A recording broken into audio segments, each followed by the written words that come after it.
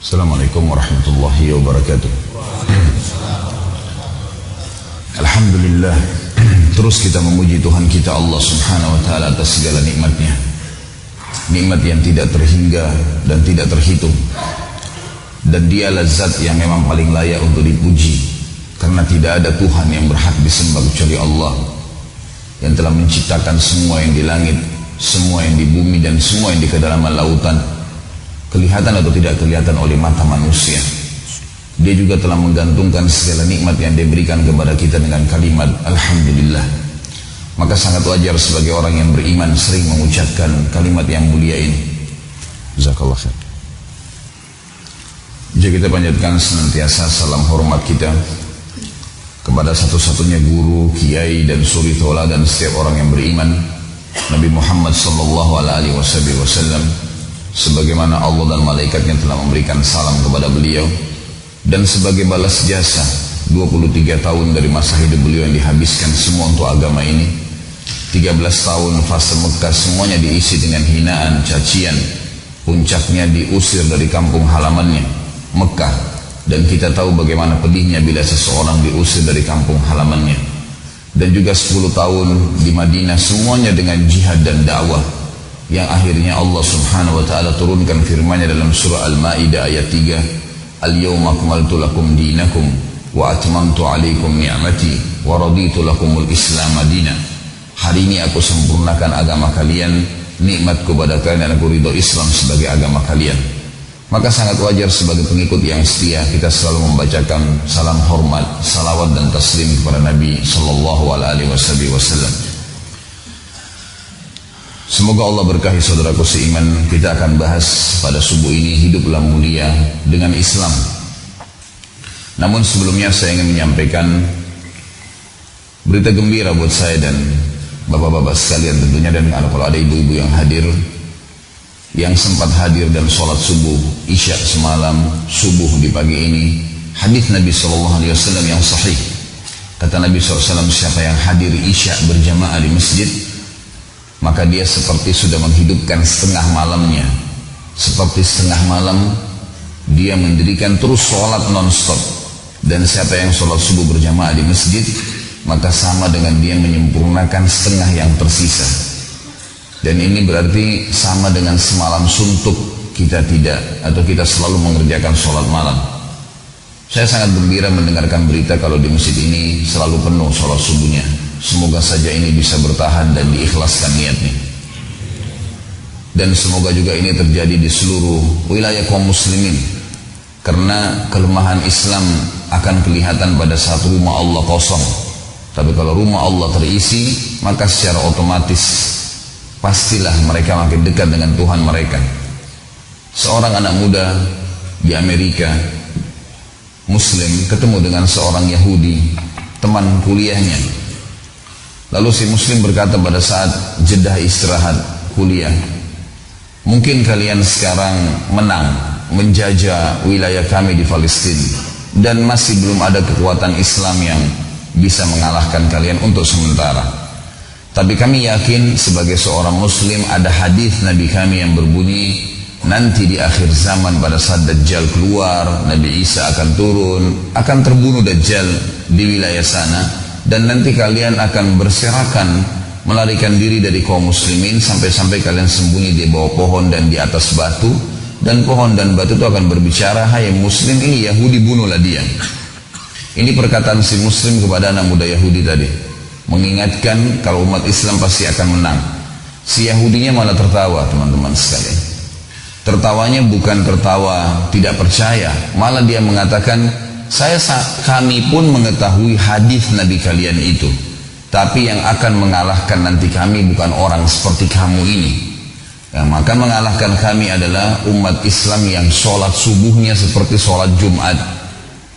Ternyata Yahudi pun faham bagaimana kalau umat Islam memenuhi rumah-rumah Allah, terutama di sholat subuh yang dianggap banyak orang masih tidur, orang malas ke masjid.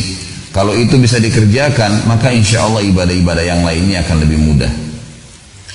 Ini yang saya sampaikan hanya sekedar untuk memotivasi diri saya dan jemaah sekalian untuk komitmen tinggal menjaga sampai ajal datang insya Allah. maka kita akan pasti mendapatkan hasil yang akan kita sudah dijanjikan. Baik, kita akan bahas teman-teman sekalian masalah Islam. Islam ini atau sebelumnya, agama sebenarnya dari zaman Adam alaihissalam sampai Nabi Muhammad alaihi wassalam adalah satu, hanya Islam, tidak ada agama lain. Semua nabi-nabi membawa agama Islam, tidak ada agama yang lain. Definisinya Islam adalah siapapun yang menyerahkan dirinya kepada Allah sepenuhnya, termasuk mengikuti dan mengimani semua yang Allah ingin untuk diimani, risalah nabi-nabi.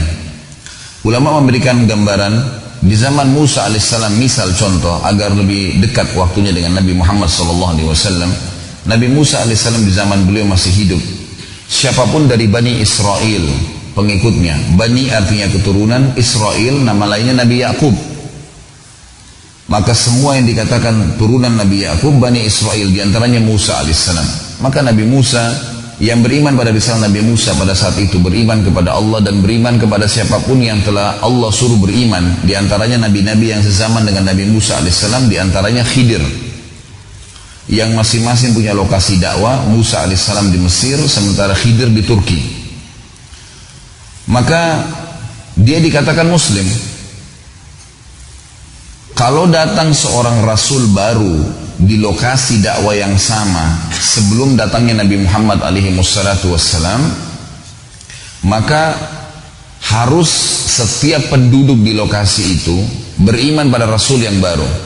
Karena teman-teman sekalian, ada bedanya antara nabi sama rasul. Kalau nabi, seseorang yang Allah utus khusus mengingatkan kaumnya apa yang disampaikan oleh nabi dan rasul sebelumnya. Tapi kalau rasul, seseorang yang membawa ajaran baru yang menghapus ajaran sebelumnya. Allah subhanahu wa ta'ala mengutus 124.000 nabi, diantaranya 313 rasul, sebagaimana disebutkan dalam sebuah riwayat yang sahih. Di zaman Nabi Musa alaihissalam berdakwah sampai beliau meninggal, khusus untuk Bani Israel saja. Siapapun yang mengikuti risalah beliau sebelum datang rasul setelah beliau, maka dikatakan muslim. Waktu Isa alaihissalam datang, Isa seorang rasul, juga di Bani Israel, di lokasi dakwah yang sama. Berarti seluruh Bani Israel wajib mengikuti risalah Nabi Isa alaihissalam. Yang tidak mengikuti risalah Nabi Isa berarti keluar dari jalur Islam, karena masih ada yang disuruh oleh Allah untuk imani yang mereka tidak imani. Makanya orang Nasrani mengatakan Yahudi kafir. Ini alasannya. Padahal sama-sama agama profetis, agama samawiyah, dari langit semua, iman kepada Allah. Nabi juga diikutin, tapi masalahnya masih ada nabi yang ditolak oleh orang-orang ini. Ini alasan kenapa Nasrani mengatakan Yahudi kafir. Alasan kenapa sekarang predikat Islam dan di zaman Nabi Isa alaihissalam masih hidup, sebelum datang Rasul setelah Isa, dan setelah Isa alaihissalam tidak ada Rasul yang datang kecuali Muhammad alaihi wassalam sebagai penutup para nabi. Di masa transisi itu, siapapun yang beriman kepada risalah Isa, terutama dari Bani Israel, dan mereka meninggal dalam keyakinan tersebut, dikatakan muslim. Dan Yahudi serta Nasrani cuma istilah. Kalau Yahudi diambil dari kata-kata Huda, pada saat Musa alaihissalam pulang mengambil kitab Taurat selama 40 hari di Bukit Tursina, sekarang masuk wilayah Mesir, maka pengikutnya sempat menyembah ijil, sapi, patung sapi yang dibuat. Pada saat Musa alaihissalam kembali dan marah kepada mereka kenapa mereka menyembah berhala, maka mereka mengatakan, dalam Al-Quran diceritakan, A'udzubillahi minasyaitonirrajim, inna hudna ilaik, kami kembali kepadamu ya Allah. Jadi kata-kata Huda, Yahudi itu sebenarnya artinya taubat atau kembali kepada Allah. Mereka menggunakan istilah itu. Jadi ini bukan nama agama semestinya gitu kan, tapi sudah melekat pada mereka. Akhirnya Allah subhanahu wa ta'ala menggunakan istilah al-Yahud. Kalau Nasara, sebenarnya mereka dulu waktu zaman Isa alaihissalam muslim gitu kan. Tetapi waktu Nabi Isa alaihissalam mau berjihad, dijelaskan dalam akhir surah As-Saff, waktu Nabi Isa mengatakan alaihissalam, a'udzubillahi minasyaitonirrajim, man ansari ilallah, siapa yang mau jadi penolong bagi agama Allah, keluarlah istilah Nasara, karena Nasara dari kata-kata ansar yang berarti penolong Isa alaihissalam gitu kan. Dan ini juga bukan agama, tapi istilah yang keluar. cuma sudah melekat pada mereka, dan Allah Azza wa Jalla juga sebutkan Yahudi dan Nasara, gitu kan. Baik teman-teman sekalian, sampai sini siapapun yang beriman pada risalah Nabi Isa sebelum datang Rasul setelahnya dikatakan Muslim. Pada saat Nabi Muhammad SAW datang dan beliau sudah bersabda dalam sebuah hadis, beliau mengatakan seluruh nabi-nabi sebelumku diutus khusus untuk kaumnya, dan aku diutus untuk seluruh alam semesta. Berarti nabi-nabi sebelum beliau hidup sezaman dengan nabi-nabi yang lain, rasul sama rasul yang lain, gitu kan? Tapi lain, lokasi dakwanya berbeda. Kalaupun ada dua rasul yang datang dengan berbeda lokasi, maka masing-masing menghapus risalah nabi dan rasul sebelumnya di wilayahnya masing-masing. Kita tahu misalnya Ibrahim alaihissalam sezaman dengan ponakannya Lut, tapi masing-masing punya lokasi dakwah. Ibrahim alaihissalam memiliki 3 lokasi dakwah: Babilonia, Irak; Palestina di negeri Syam; dan juga Mekah. Sementara Nabi Lut alaihissalam, keponakan beliau, memiliki lokasi dakwah Yordania, yang kita kenal dengan ada laut mati, di mana kaum Lut disiksa oleh Allah Subhanahu wa taala di sana. Tapi ini lokasi antara Palestina sama Yordania cuma perbatasan saja. Masing-masing punya nabi. Kita tahu Musa alaihissalam sezaman dengan Khidir. Mesir, Nabi Musa alaihissalam di Mesir di Afrika. Di seberang melewati Laut Merah saja, maka ada lokasi Turki, wilayah Asianya, dulu wilayah Nabi Khidir. Dan itu bersebelahan, nabi sama nabi bersebelahan, gitu kan. Masing-masing punya lokasi dakwah. Isa alaihissalam sezaman dengan Yahya, Zakaria, dan Nabi Zakaria adalah paman, gitu kan, kena paman sebenarnya. Pamannya Maryam alaihimussalatu wassalam, dan Isa alaihissalam ya, sezaman dengan pamannya Zakaria, dan juga ya, sezaman dengan sepupunya sendiri Yahya. Karena ibunya Yahya sama ibunya Isa alaihi wassalatu wassalam bersaudara, gitu kan? Makanya disebutkan dalam surah Al-Imran tentang keluarga Imran ini, ya, panjang lebar cerita tentang masalah itu. Nabi Muhammad SAW waktu datang beliau mengatakan, dan saya diutus untuk seluruh alam semesta. Artinya dengan datangnya Nabi Muhammad SAW tidak ada lagi batas wilayah. Seluruh muka bumi ini semuanya harus mengikuti risalah beliau, penutup. Dan ini yang disebutkan oleh Allah SWT dalam Al-Quran, A'udzubillahi minasyaitonirrajim, wa ma arsalnaka illa rahmatan lil alamin. Kami enggak utus kaum Muhammad kecuali untuk petunjuk bagi alam semesta, gitu. Jadi dengan datangnya Nabi Muhammad SAW membawa risalah samawiyah, tanpa melihat beliau dari turunan Arab atau jazirah Arab, yang jelas beliau adalah Rasul terakhir, maka semua orang dari suku manapun, bahasa apapun yang dipakai, ya, tinggal di wilayah manapun muka bumi, harus beriman pada risalah beliau. Dan yang beriman pada risalah beliau dari suku manapun, mau orang bule dari Amerika, mau orang Arab dari Jazirah Arab, mau orang Melayu dari Asia Tenggara, mau orang hitam dari Afrika, namanya Muslim. Nggak ada perbedaan di antara mereka. Halal haramnya Allah berlaku pada mereka. Dan Islam diberikan predikat untuk kita umat Muhammad SAW, karena kita adalah umat yang mengimani Allah Subhanahu wa taala dan mengimani semua apa yang Allah suruh imani. Kita mengakui Isa alaihissalam adalah nabi, Musa alaihissalam nabi, dan seluruh nabi-nabi. Karena Allah mengajarkan dalam akhir surah Al-Baqarah, la nufarriqu baina ahadin min rusuli. Kita tidak akan membeda-bedakan untuk beriman kepada risalah semua rasul-rasul, ya, yang telah diutus. Dan juga kita tahu rukun iman kita salah satunya iman kepada kitab-kitab dan iman kepada rasul-rasul. Kalau ada seorang muslim mengatakan Isa bukan nabi, dia bisa kafir. Makanya banyak teman-teman kita Nasrani, mereka faham kita membenci Nabi Isa alaihissalam. Ada seorang guru saya yang saya sangat hormati, namanya Syekh Muhammad Jamil Zainub. Semoga Allah sembuhkan beliau, lagi stroke sekarang di Mekah. Sebenarnya saya tidak pernah belajar langsung dari beliau, tapi saya suka otodidak baca buku-buku beliau, dan banyak yang saya gunakan dalam ceramah saya di Indonesia. Dan saya tidak pernah temukan, subhanallah, ada guru seperti beliau, ada orang muslim satu-satunya yang saya temukan, ya, yang menulis di bukunya, semua buku beliau punya karya kalau tidak salah 37 judul. Dan di buku, di awal lembar bukunya beliau tulis, setiap muslim punya hak untuk mencetak ulang buku ini, boleh sebarin, dan yang mau sebarin cuma-cuma silakan hubungi penulis, ditulis nomor teleponnya. Saya pernah telepon, lalu saya ke rumahnya di Mekah. Begitu ketemu saya, langsung salaman, dan saya sudah telepon sebelumnya. Lalu beliau memeluk saya, Masya Allah, kemudian menyambut dengan sangat hangat. Salah satu karya tulis beliau itu judulnya Kaifah Tadaitu, bagaimana saya mendapatkan hidayah. Saya tidak tahu di Indonesia sudah terjemahkan atau belum, tapi buku ini sangat bagus, kisah tentang mu'allaf yang masuk Islam. Buku itu teman-teman sekalian, di antara kisah yang dia sebutkan kepada saya dan menarik adalah dia bilang ada teman saya dulu di negeri Syam, kebetulan beliau dari Syria asalnya, mendapatkan warga negara Saudi. Beliau bilang ada teman saya Nasrani, satu kampus dulu sama saya di Syam. Fakultas yang beliau masuki fakultas umum, gitu kan, tapi beliau sering hadir di halaqah para ulama sehingga akhirnya menjadi penulis buku-buku Islam itu. Beliau bilang saya lalu merangkul teman saya Nasrani satu kelas sambil memegang pundaknya saya berkata, wahai saudaraku, bagaimana pendapatmu kalau saya berkata asyhadu an la ilaha illallah wa anna Isa Rasulullah wa anna Muhammadar Rasulullah? Bagaimana pendapatmu kalau saya mengatakan saya bersaksi tidak Tuhan yang berhak disembah kecuali Allah, Isa benar utusan Allah dan Muhammad utusan Allah? Si Nasrani ini berpikir sebentar sekali, dia bilang hanya berpikir kurang dari 1 menit. Lalu dia bilang, kalau begitu saya juga mengatakan asyhadu an la ilaha illallah wa anna Isa Rasulullah wa anna Muhammad Rasulullah, karena mereka menggunakan bahasa Arab. Maka orang ini sudah muslim karena dia mengikrarkan syahadatain dan dia cuma mengikrarkan Isa alaihissalam. Dan memang itu tidak masuk dalam syahadat kita, tetapi ada masuk dalam rukun iman kita. Orang ini sudah muslim.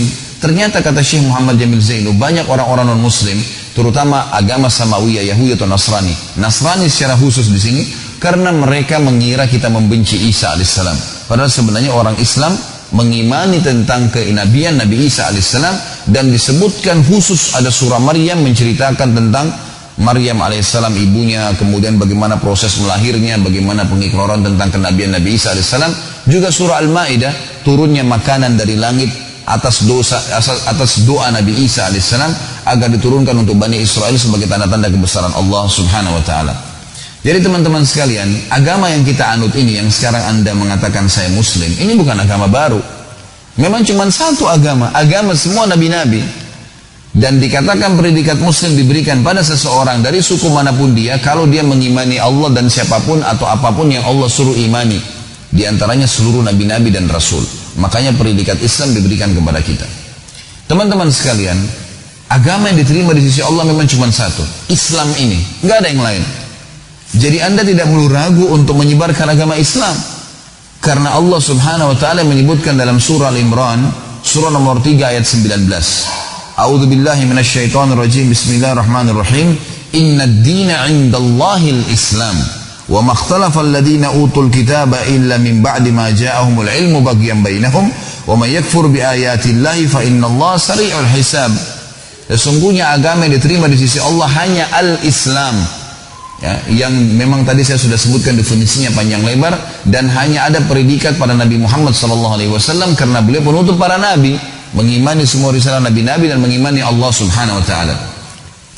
Dan sesungguhnya tidak berselisih ahli kitab Yahudi dan Nasrani tentang kebenaran apa yang datang pada mereka, risalah Nabi Muhammad SAW, kecuali justru setelah datang ilmu pada mereka.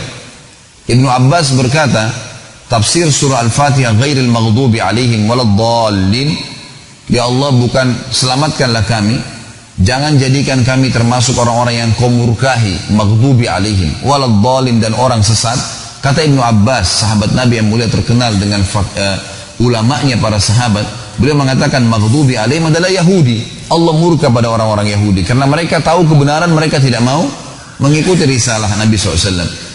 Dalam ayat lain Allah mengatakan ya'rifunahu kama ya'rifuna abna'ahum. Mereka mengenal siapa Nabi Muhammad SAW sebagaimana mereka mengenal anak-anak mereka. Karena dalam kitab Taurat disebutkan sampai ciri paras wajah Nabi, warna kulitnya, rambutnya, nama orang tuanya, seterusnya, gitu kan. Waladhdallin, dan bukan orang-orang yang sesat. Ini dikatakan oleh Ibnu Abbas adalah orang-orang Nasrani. Karena mereka mau menyebarkan agama mereka, tapi mereka dalam kondisi salah, mengatakan Tuhan punya anak. Sementara konsep dasarnya Allah mengatakan dalam Al-Ikhlas 4 ayat yang masyhur, Qul huwallahu ahad. Ikrarkan dengan fikiran kalian, dengan lisan kalian, yakini dengan hati kalian, Allah itu Esa, tunggal. Allahus samad, Allah yang segala sesuatu bergantung padanya. Lam yalid wa lam yulad, memang gak ada asasnya, tidak beranak, tidak beranakan, tidak ada orang tuanya, gak ada anaknya. Karena kalau ada orang tuanya Tuhan itu, maka sampai kapan nih jalurnya? Ayah ibunya pasti ada kakek neneknya, seterusnya. Siapa lagi yang awalnya? Memang Allah tidak ada orang tuanya, tidak ada anaknya. Kalau ada anak maka ada cucu, ada cicit dan seterusnya. Sampai kapan nih?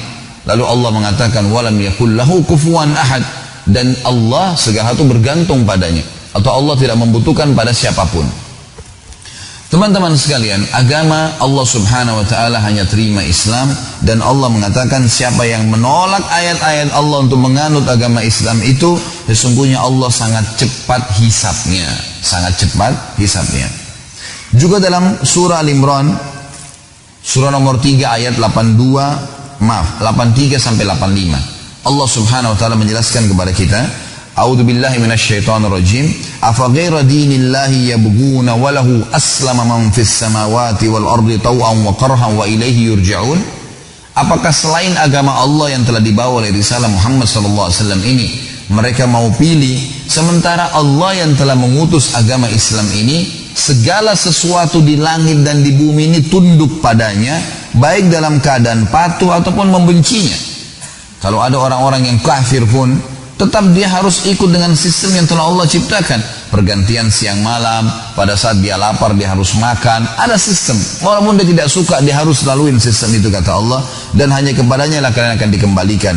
Lalu Allah berkata di ayat 84-nya, Qul amanna billah, katakanlah hai Muhammad kepada seluruh manusia, kami beriman kepada Allah, dan katakan kepada ahli kitab Yahudi dan Nasrani, wa ma unzila alaina, dan apa yang telah diturunkan kepada kami Al-Quran, wa ma unzila ala Ibrahim, dan apa yang diturunkan kepada Ibrahim, wa Ismail, wa Ishaq, wa Yaqub, wal asbat, yang diturunkan kepada Ismail, kepada Ishaq, kepada Yaqub, dan juga kepada anak keturunannya.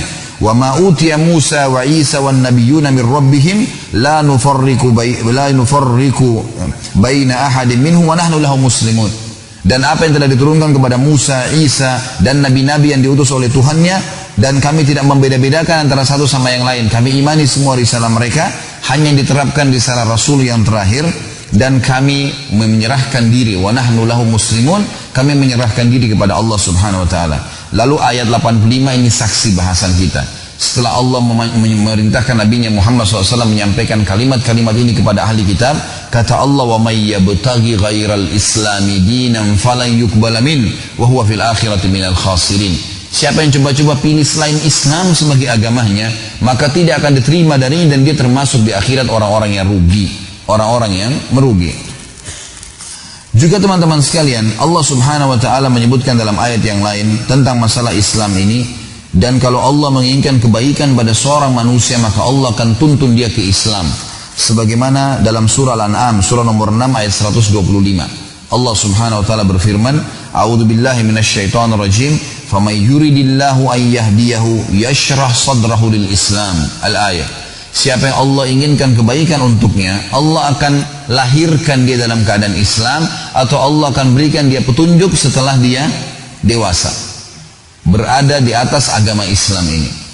Di dalam ayat yang lain, surah Az-Zumar, surah nomor 39 ayat 22, Allah juga menekankan yang menganut agama Islam ini, baik lahir dalam keadaan Islam atau setelah dewasa dapat hidayah, petunjuk, dan dia ikutin, maka dia berada di atas cahaya Tuhannya, cahaya yang diberikan untuk menuntun dia ke jalan yang benar. Kata Allah subhanahu wa ta'ala, surah Az-Zumar, surah nomor 39 ayat 22, A'udzu billahi minasyaitonir rajim, afaman syarahallahu sadrahu lil islami fahuwa ala nurin min rabbih fawailun lil qasiyati qulubuhum min dzikrillah ulaika fi dhalalin mubin. Siapa yang Allah inginkan kebaikan untuknya, Allah lapangkan Islam di dadahnya, baik lahir dalam keadaan Islam ataupun dia mendapatkan hidayah setelah dewasa, maka dia berada di atas cahaya Tuhannya. Dan kecelakaanlah bagi hati-hati yang keras yang tidak mau mengikuti zikrullah. Kata para ulama, zikrullah adalah agama Allah. Mereka dalam keadaan atau di dalam tempat yang sesat, mereka di dalam kenyataan atau kesesatan yang jauh. Teman-teman sekalian, Islam agama yang sempurna.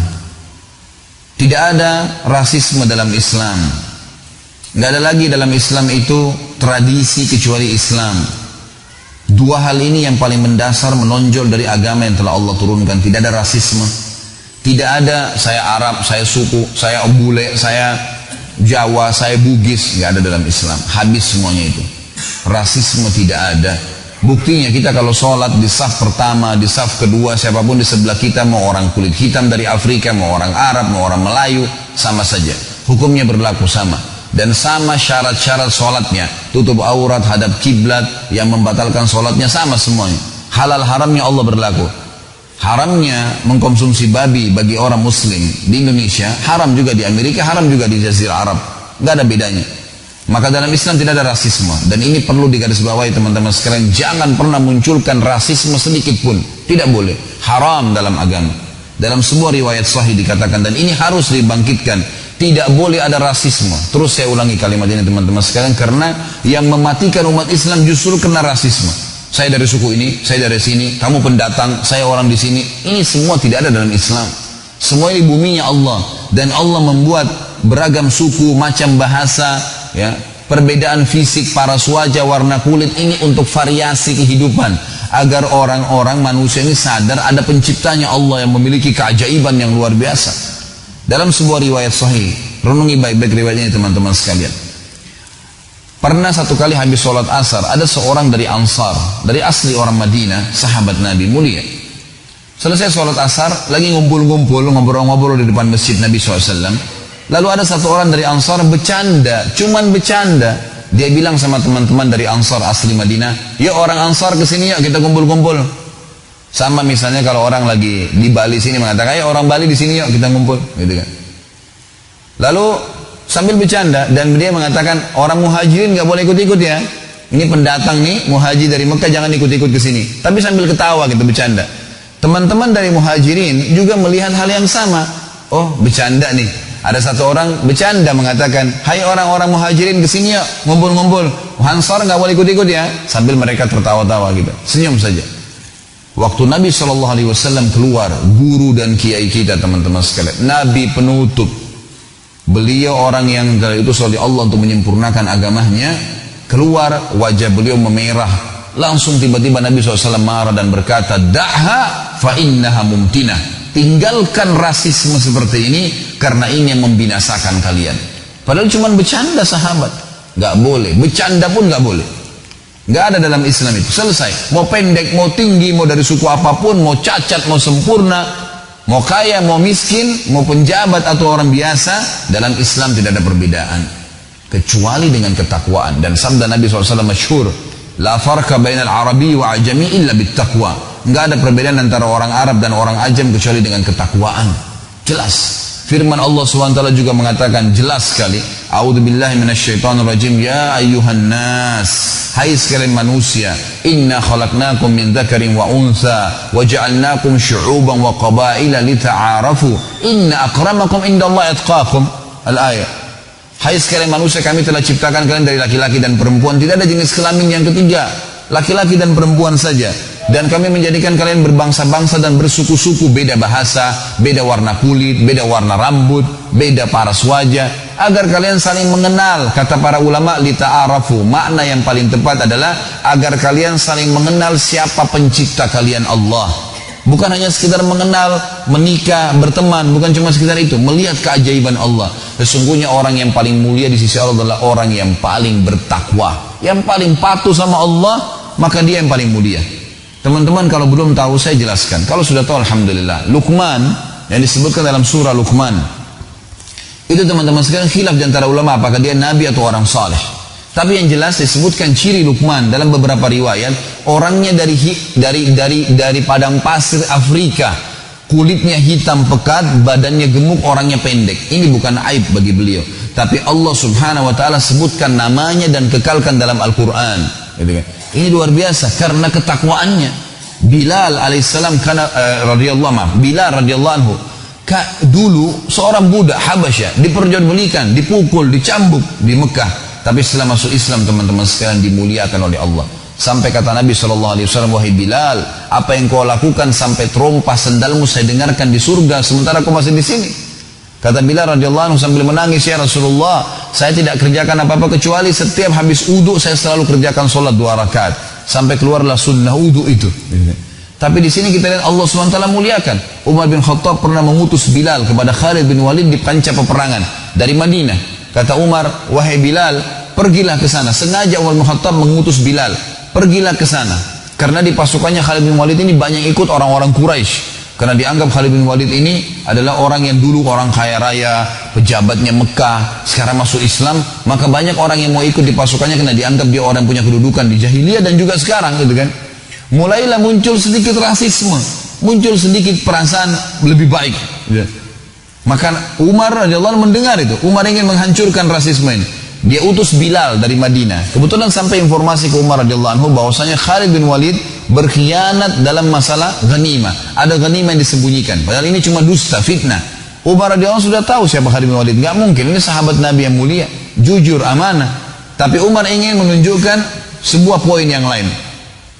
Maka Umar radhiyallahu anhu mengutus Bilal, mengatakan, Bilal, bawa surat ini kepada Khalid bin Walid di sana. Dan ingat, jangan bacakan surat ini kecuali kau sampaikan kepada dia salam saya dan katakan Amir Mu'minin Umar bin Khattab menyuruh engkau wahai Khalid meletakkan pipimu di tanah dan disuruh aku meletakkan kakiku di atas pipimu. Bilal waktu dengar itu, ya Amir Mu'minin, ini perbuatan yang berat. Khalid bin Walid disuruh letakkan pipinya di tanah lalu diinjak baru dibacain surat, itu nggak gampang. Gimana caranya? Dia juga bekas budak dulu di Mekah. Ya, ini. Maka kata Umar, pergi dan laksanakan tugas saya. Pergilah Bilal sampai ke sana ketemu dengan Khalid bin Walid lalu berkata, wahai Khalid, Amir Mu'minin Umar bin Khattab menyampaikan pesan sebelum baca surat ini, kau harus letakkan wajahmu di tanah dan saya injak wajah kau sambil saya baca ini. Oh, Bilal sampai ketakutan sama Khalid bin Walid karena memang dulu punya kedudukan dan sahabat yang mulia, sekarang juga pimpinan perang. Maka Bilal kaget dengan imannya Khalid radhiyallahu anhu majma'in, sahabat yang sudah tertanam Islam dalam hatinya. Apa kata Khalid? Wahai Bilal, kerjakan itu. Dan itu benar dalam agama Islam. Jadi dia memang Khalid bin Walid juga sudah mencium di pasukannya ini ada sedikit muncul rasisme. Oh ini kita dari Quraisy nih, berarti kita lebih hebat gitu. Maka Khalid bin Walid keluar memegang tangan Bilal sambil berkata, wahai pasukanku, Bilal, sahabat Nabi yang mulia dan tidak ada lagi rasisme dalam Islam, telah diutus oleh Amir Mu'minin untuk memastikan apakah saya berkhianat dalam ghanimah atau tidak dan bertanya kepada saya. Dan pesan Amir Mu'minin Umar bin Khattab agar saya meletakkan pipi saya di tanah dan disuruh Bilal menginjaknya sambil membacakan risalah Amir Mu'minin. Maka Bilal akan melakukan dengan izin saya, maka tidak boleh ada yang marah dengan dia. Khalid bin Walid pun di tengah lapangan luas, di kancah peperangan, di tengah-tengah pasukannya meletakkan pipinya di tanah sambil mengatakan, Bilal, letakkan kakimu.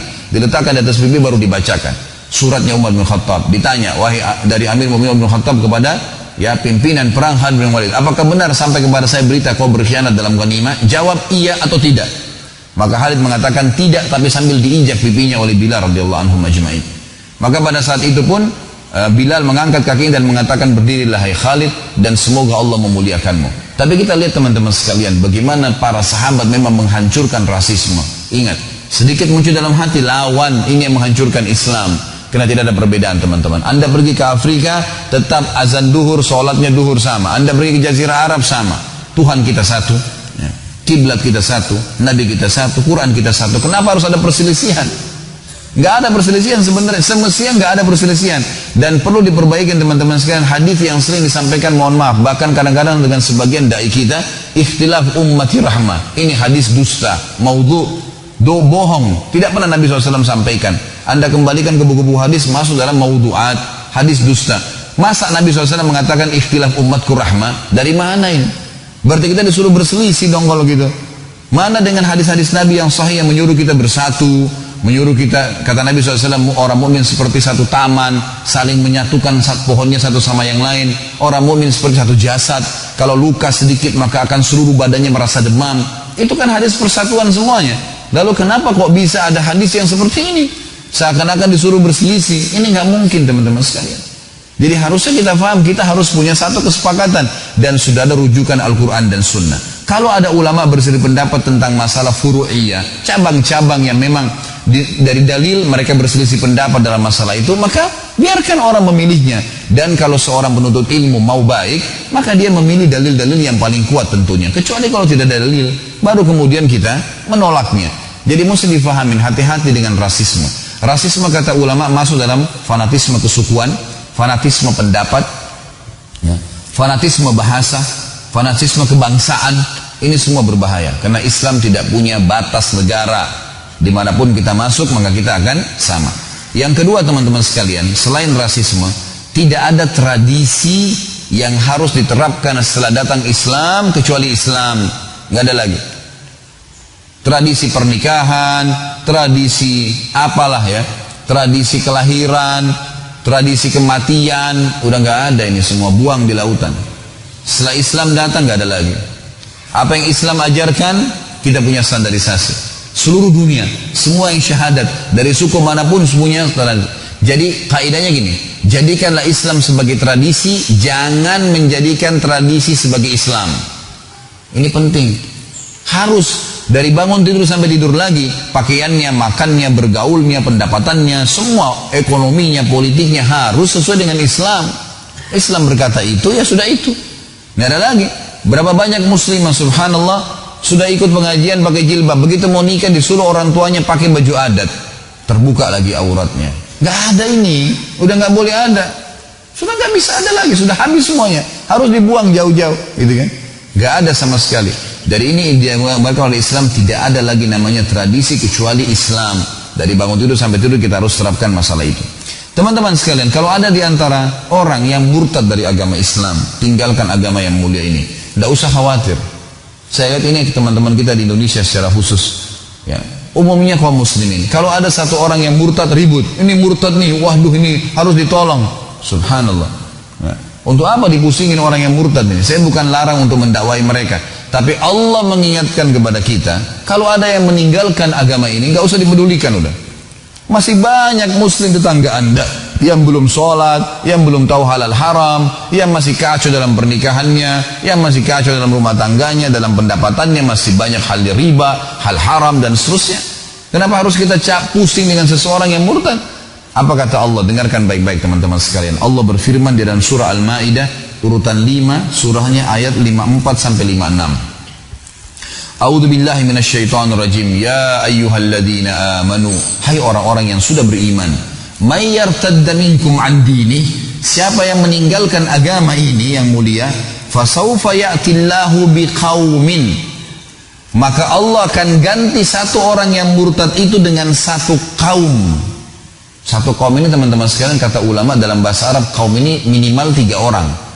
Jadi Allah menjanjikan kalau ada satu murtad, maka Allah ganti itu yang murtad itu dengan 3 orang yang masuk Islam. Minimal satu kaum. Lalu cirinya Allah sebutkan, fasaufa ya'tillahu biqaumin, Allah datangkan satu kaum, yuhibbuhum wa yuhibbuna, yang mereka mencintai, ya Allah juga mencintai mereka. Adzillatin 'alal mu'minin, yang baru masuk Islam nanti itu yang Allah utus, mereka selalu merendah, mulia bersama orang-orang yang beriman. Aizzatin 'alal kafirin, sangat mulia di depan orang-orang kafir. Yujahiduna fi sabilillah wa la yakhafuna laumata laim, mereka akan selalu berjihad mempertahankan agama Allah ini dan mereka tidak takut kecuali kepada Allah. Dzalika fadlullah yu'tihi may yasha, itu karunia Allah yang Allah berikan kepada siapa yang diinginkan. Wallahu wasi'un alim, dan Allah zat yang maha luas dan maha mengetahui segala satunya.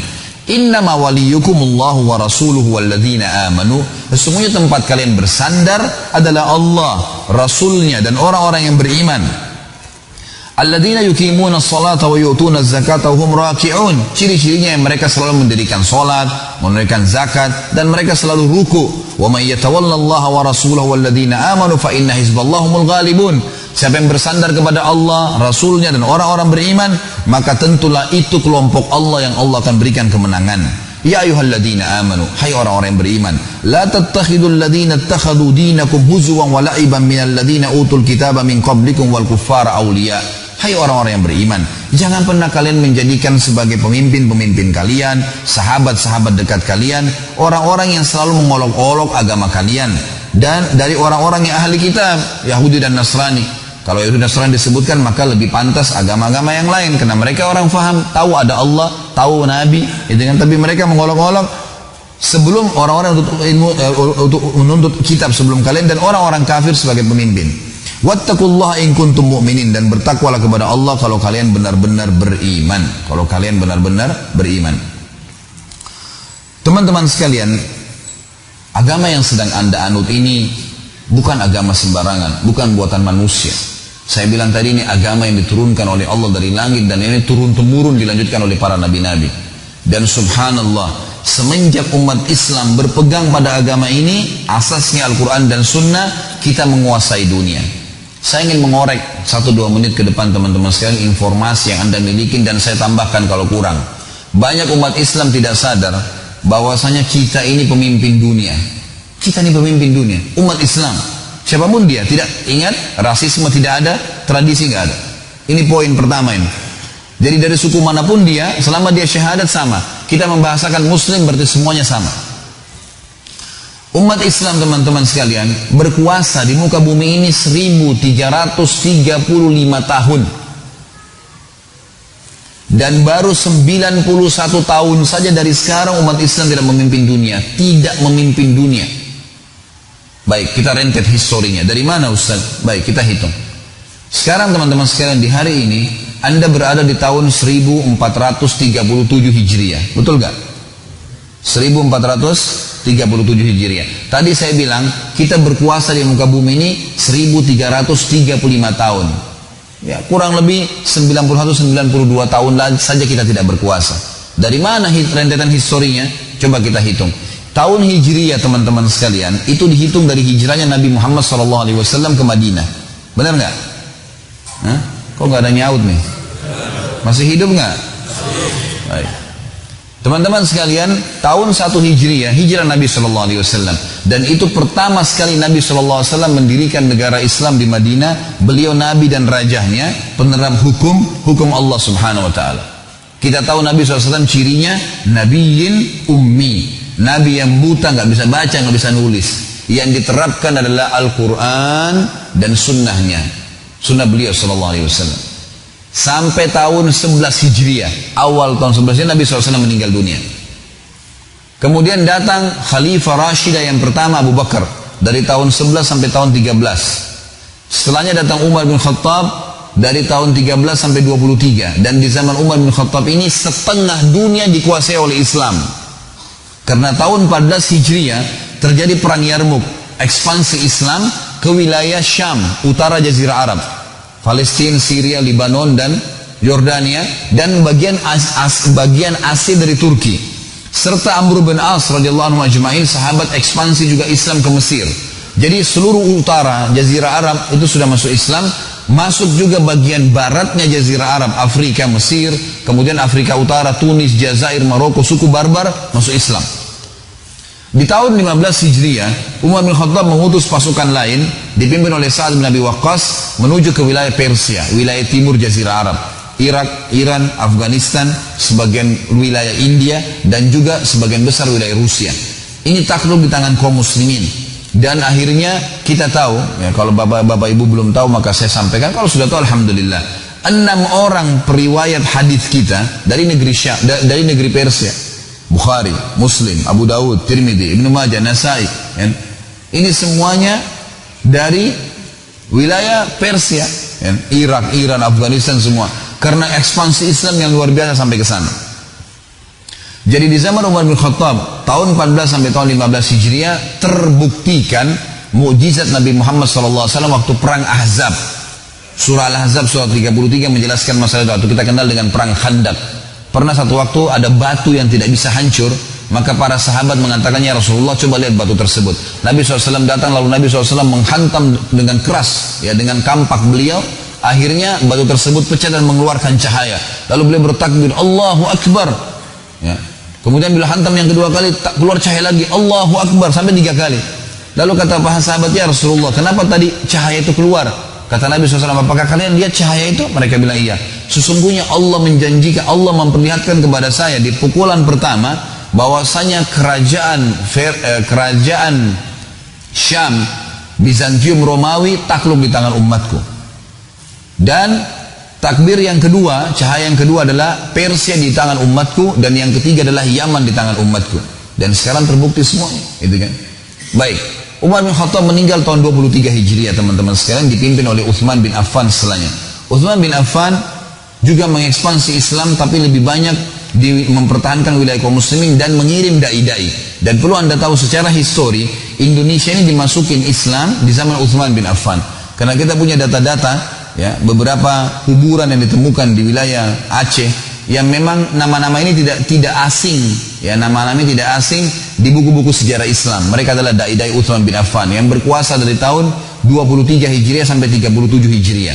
Datang setelahnya Ali bin Abi Thalib radhiyallahu anhu majma'in, Khalifah Rashidah yang keempat, memimpin dari tahun 37 sampai 40 Hijriah. Dan perlu Bapak Ibu tahu, ini masa keemasan Islam, namanya Khulafaur Rasyidin. Ya. Perlu kita ketahui Abu Bakar, Umar, Uthman, Ali tidak pernah punya ijazah politik dari Amerika. Bahkan Amerika tidak dikenal pada saat itu.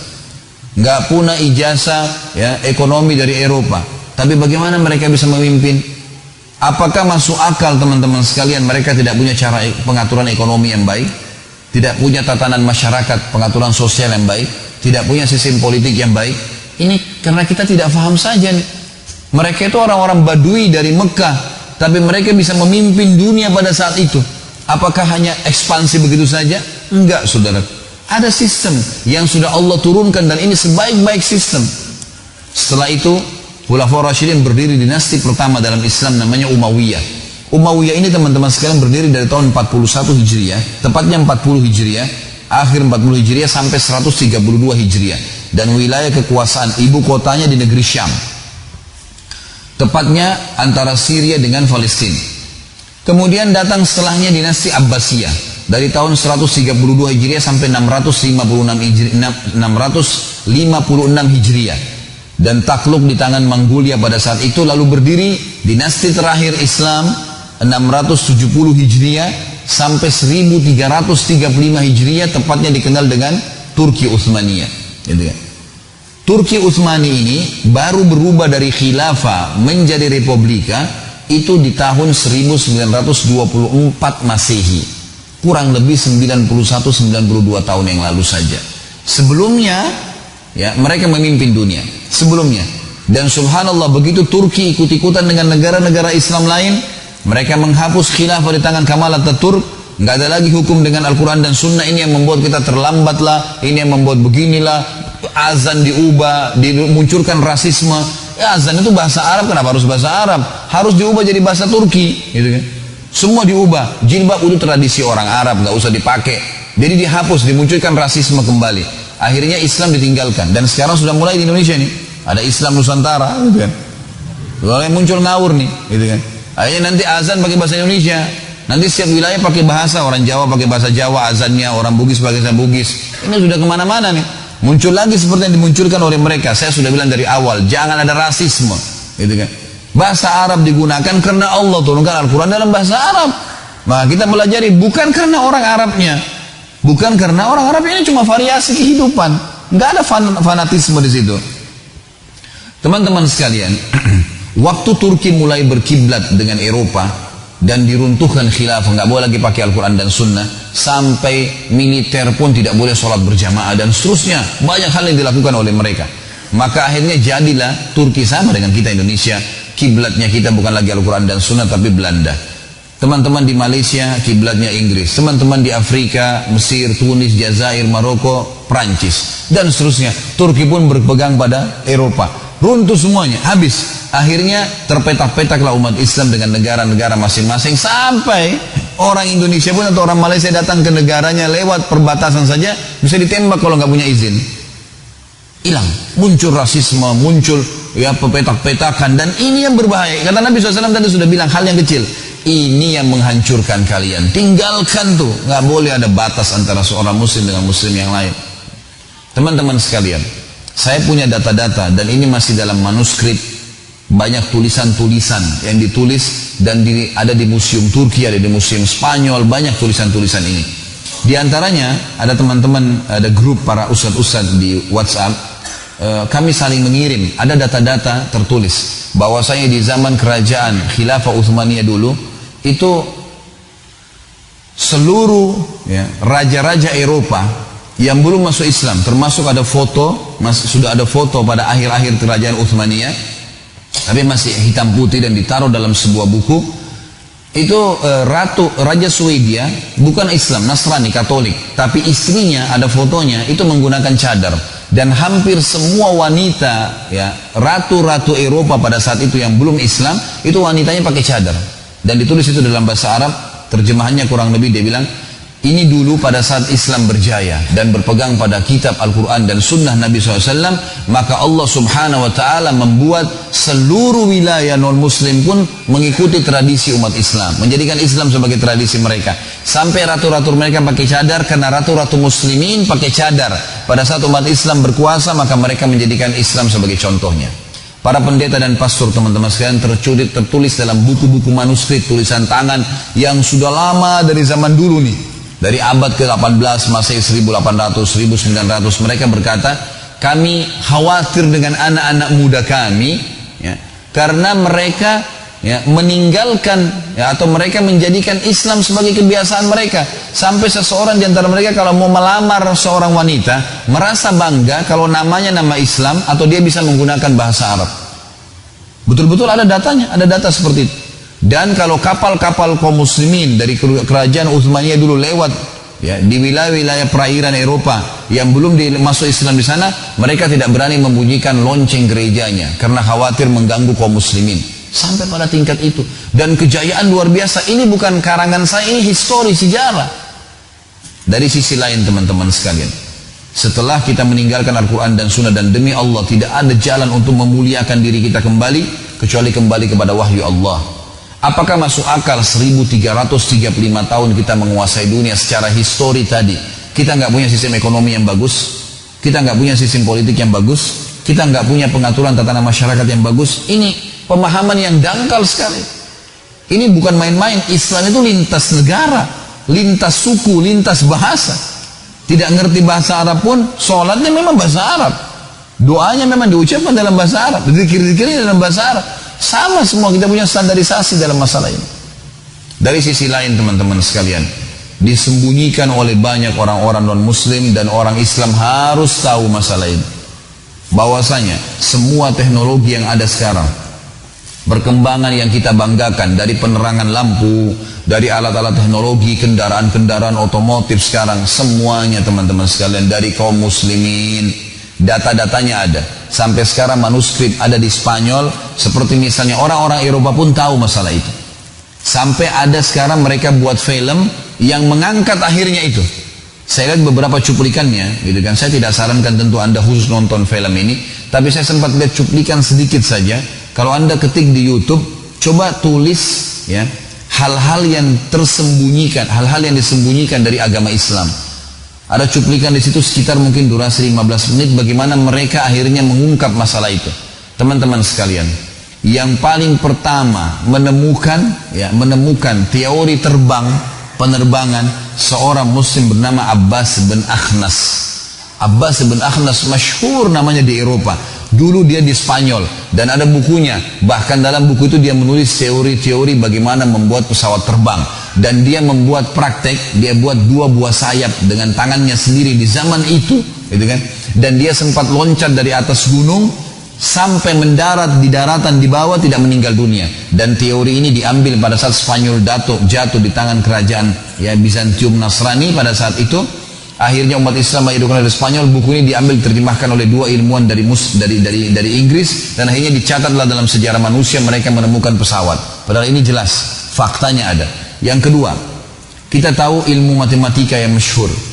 Ada yang mereka bisa hapus, ada yang mereka tidak bisa. Ini tidak bisa mereka hapus. Akhirnya mereka cuma mengatakan ilmu Al-Jabar. Al-Jabar dari mana? Nama seseorang muslim dari Spanyol namanya Abdul Jabbar, ahli matematika yang paling masyhur. Sampai sekarang mereka tidak bisa hapus namanya. Ada yang menemukan lampu yang kita tahu Thomas Edison, padahal sebenarnya dia menerjemahkan buku yang ditulis oleh Al-Jaziri, masyhur. Dan teori Al-Jaziri menemukan lampu, menemukan otomotif, menemukan pesawat terbang, menemukan mesin-mesin, dan seterusnya.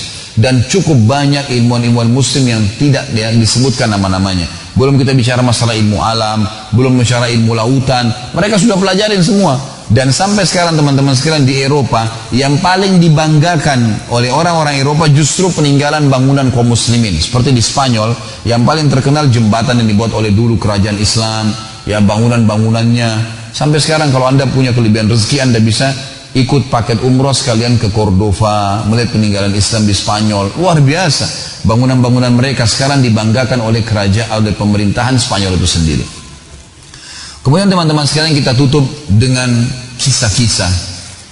Orang yang masuk ke dalam agama Islam ini teman-teman sekalian adalah orang-orang yang pintar. Ada orang bodoh masuk Islam, ada.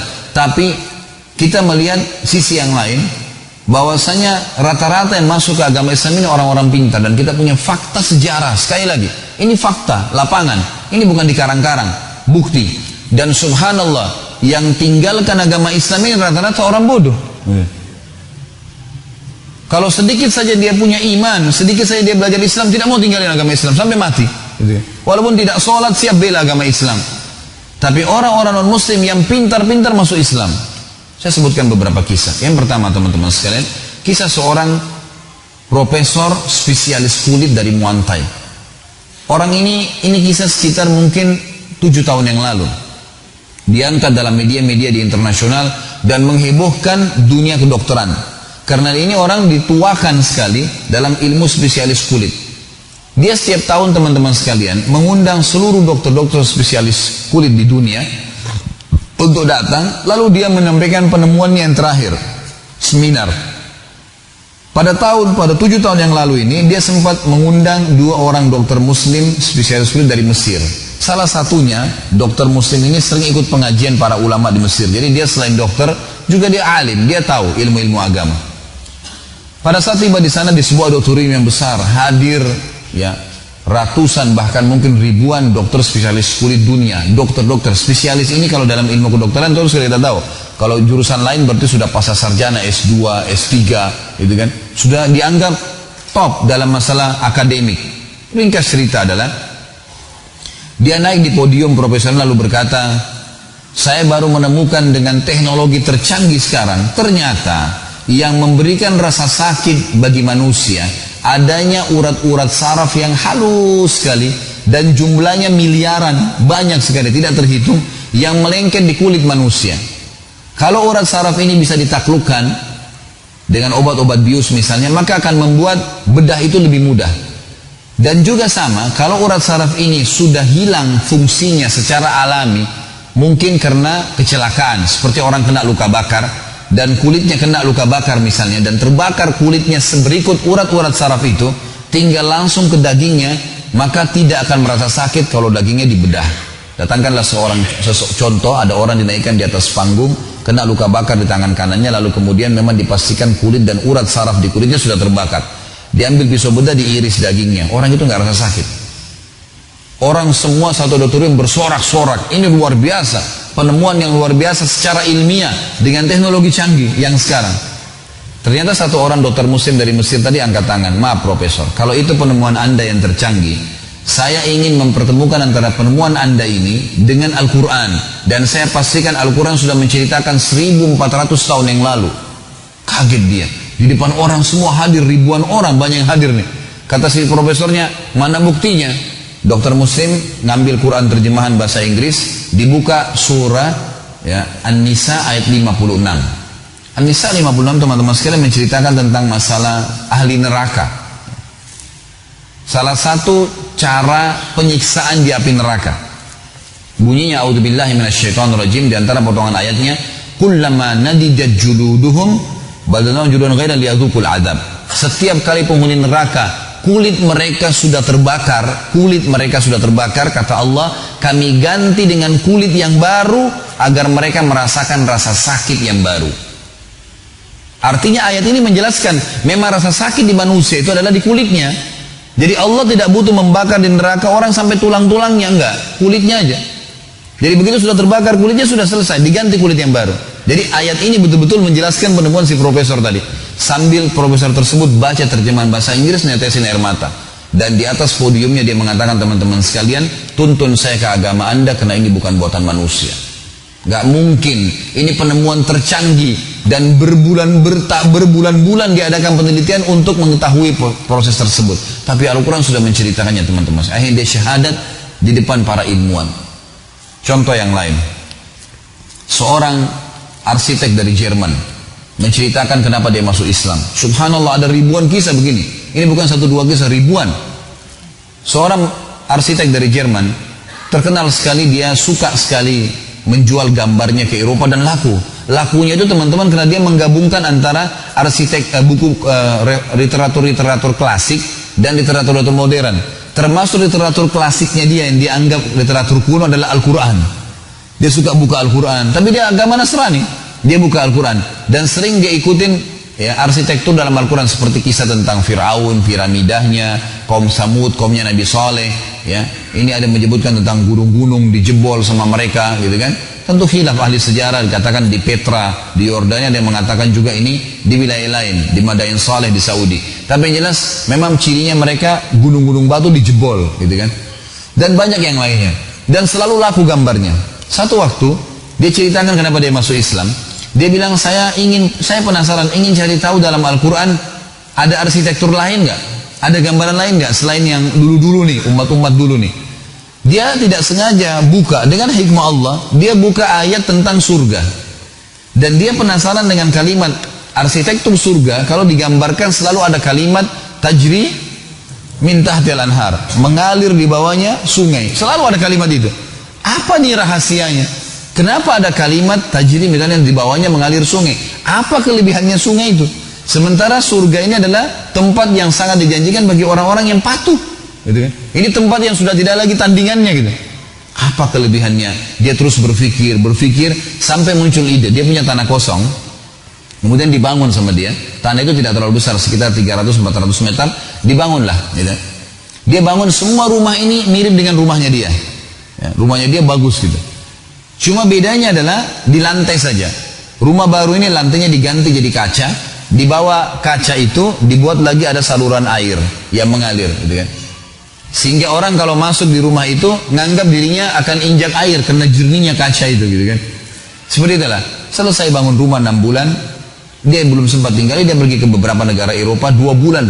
Di negara Eropa keliling, jual-jual gambarnya, tawarin ke perusahaan-perusahaan.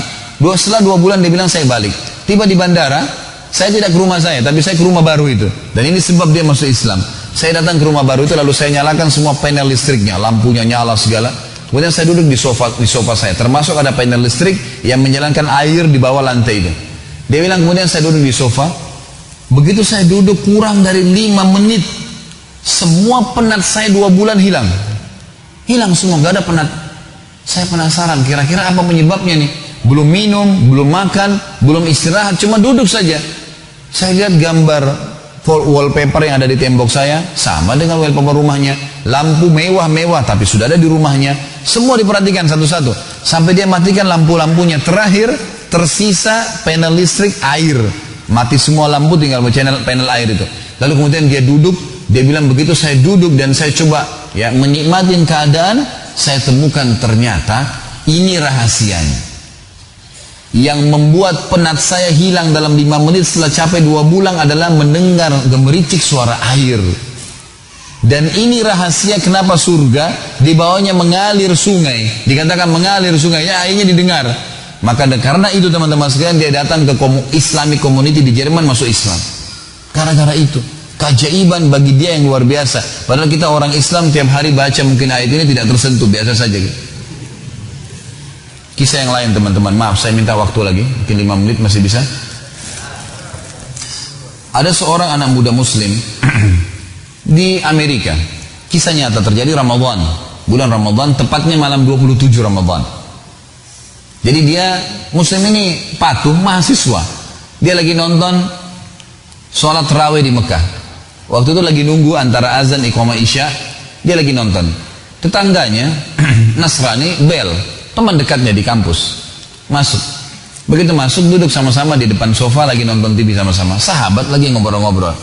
Terus si Nasrani buka pembicaraan mengatakan, apa itu masjid kalian? Kata si muslim, iya. Dan kita tahu tentu bapak-bapak dan ibu yang sering nonton Ramadan, apalagi malam 27 itu seperti haji. Manusia seperti semut banyaknya di Masjid Haram, gitu kan? Luar biasa, gitu kan? Apalagi kamera diambil dari atas, pelatarannya kena, bagian tempat sa'inya, tempat tawafnya penuh manusia, gitu kan? Luar biasa nih malam 27 orang anggap Lailatul Qadar, gitu kan? Jadi penuh. Maka kata si muslim kepada temannya Nasrani, menurut kamu berapa orang itu jumlahnya yang sedang kamu lihat sekarang? Kata dia, kayaknya sih ini jumlahnya ratusan ribu orang, gitu. Kata si muslim, karena dia lihat orang seperti semut banyaknya, gitu kan? Kata si muslim, ini diprediksi sekitar 1,5 juta orang. Karena masjid ini bisa nampung sama jalan-jalannya, pelatarannya semua sampai sejumlah itu, banyak sekali.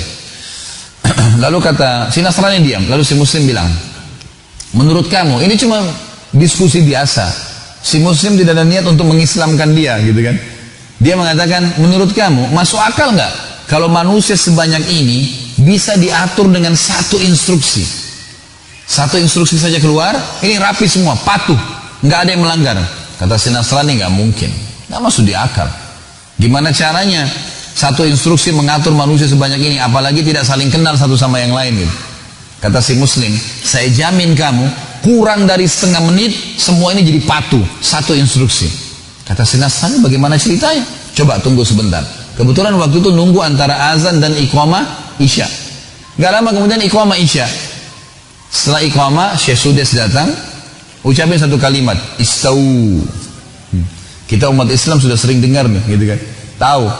Kemudian orang semua tiba-tiba jadi rapi. Yang duduk berdiri, yang lagi jalan masuk di saf, yang lagi makan berhenti makan, semua jadi rapi. Kena kamera, gitu kan?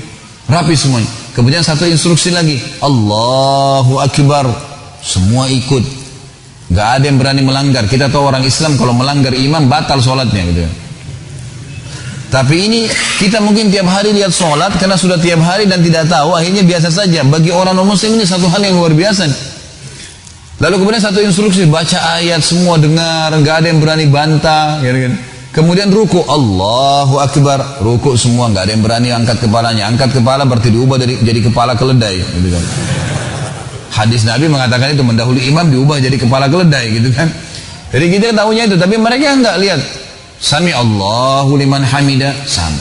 Sampai salam, satu instruksi. Udah selesai salam. Si muslim ini rupanya lagi asyik nonton, memang dia lagi tunggu itu. Dengarin ayat, lihat keajaiban ramainya orang gitu kan, dia lagi asyik. Kemudian setelah saya salam dia bilang sama, maaf ya, sama teman Nasrani. Saya lupa tadi, kamu mau minum apa? Kalau kami Islam kan lagi puasa. Ditanya, saya Nasrani diam, matanya masih lihat ke layar TV. Setelah selesai salam baru bubar semua nih. 2 kali ditanya, kamu minum apa, mau makan apa? Diam. 3 kali ditanya, diam. Kemudian si Nasrani balik ke muslim, dia bilang, tuntun saya masuk ke agamamu, ini gak mungkin buatan manusia. Ini gak mungkin buatan manusia. Gak ada manusia bisa diatur rapi begini, kecuali memang ini ada campur tangan Tuhan. Syahadat gara-gara saf sholat. Lihat keajaiban yang terjadi. Dan ada banyak teman-teman sekalian kisah yang seperti ini, luar biasa. Saya akan tutup teman-teman sekalian pertemuan kita ini dengan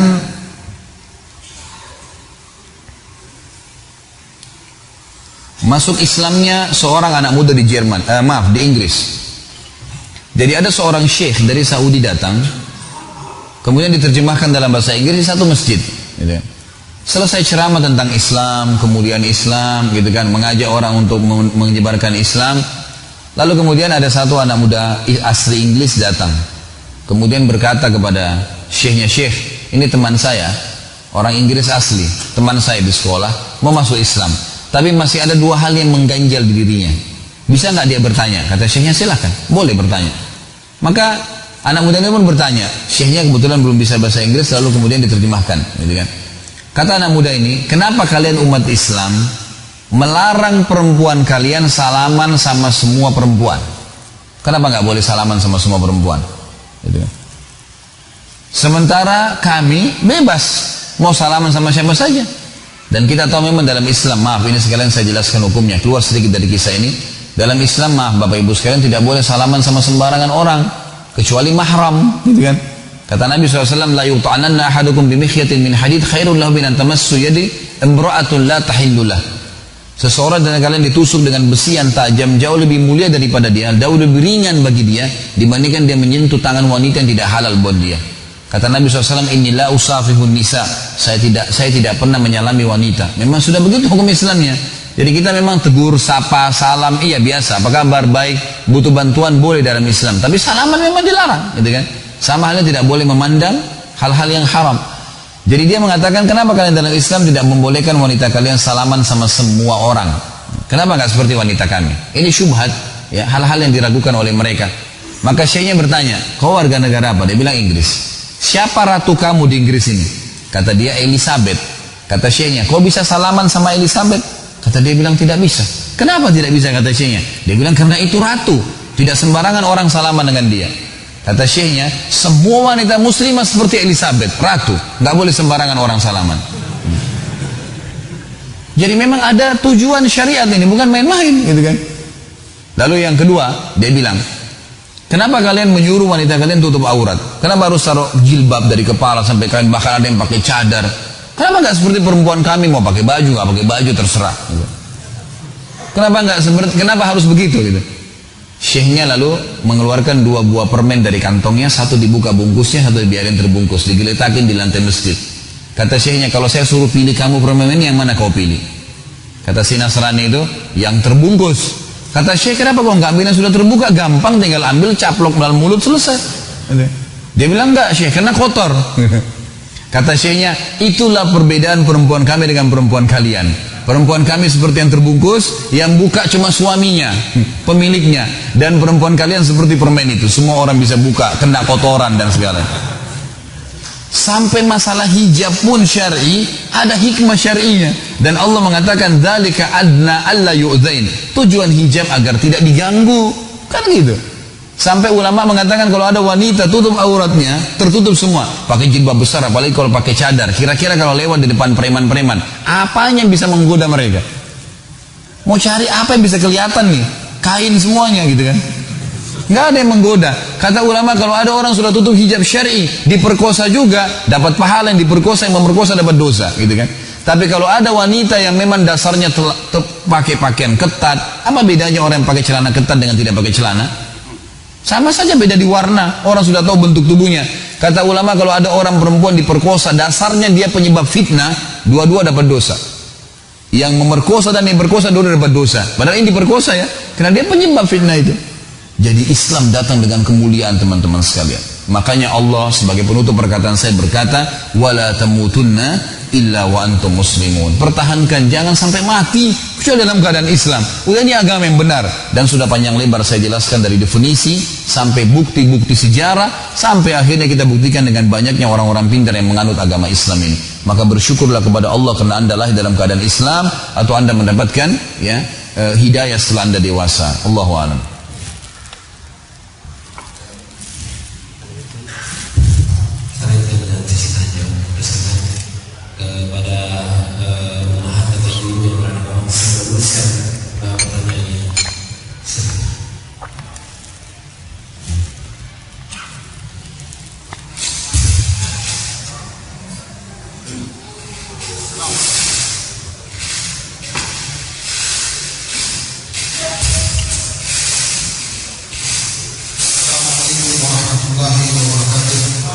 Assalamualaikum.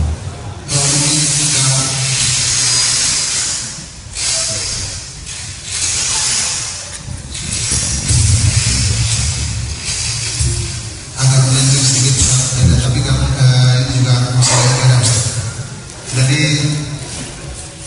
banyak usaha-usaha untuk mencegah umat di dalam ini secara sistemik atau sistematis, bahwa tadi dijelaskan hal-hal rasisme itu dilarang oleh Rasulullah. Tapi mungkin banyak yang membuat perpecahan ini dari sistem-sistem lain.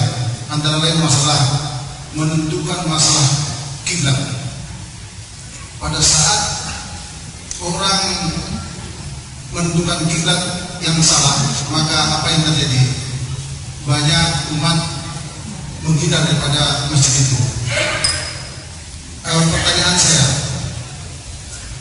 berapa toleransi untuk menentukan titik koordinat mengarah kiblat itu? Nah, itu yang dibenarkan bagaimana? Mungkin itu. Lalu yang kedua, Ustaz. Sebentar Pak, maaf, satu dulu. Sebelum ada pertanyaan, sebelum dilanjutkan pertanyaan, insya Allah Bapak silakan bertanya yang kedua setelah saya jawab ya, supaya tidak menumpuk.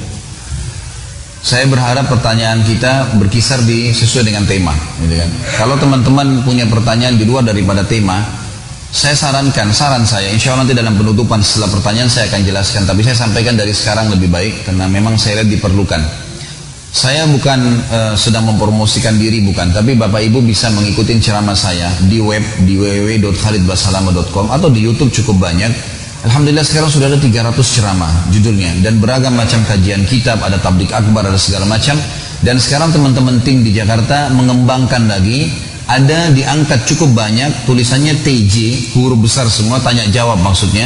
Lalu Khalid Basalam, apapun yang Bapak Ibu butuhkan dari masalah agama ini, kalau memang masih mengganjal bisa diketik langsung permasalahannya. Ketik nama saya apa, permasalahannya apa. Misalnya hukum sholat, sunnah, atau masalah haji, masalah rumah tangga. Nanti akan keluar tuh semua tanya jawab. Karena kebanyakan tanya jawab ini sudah ditanyakan oleh umumnya kaum muslimin dan saya berikan jawaban yang gamblang gitu kan.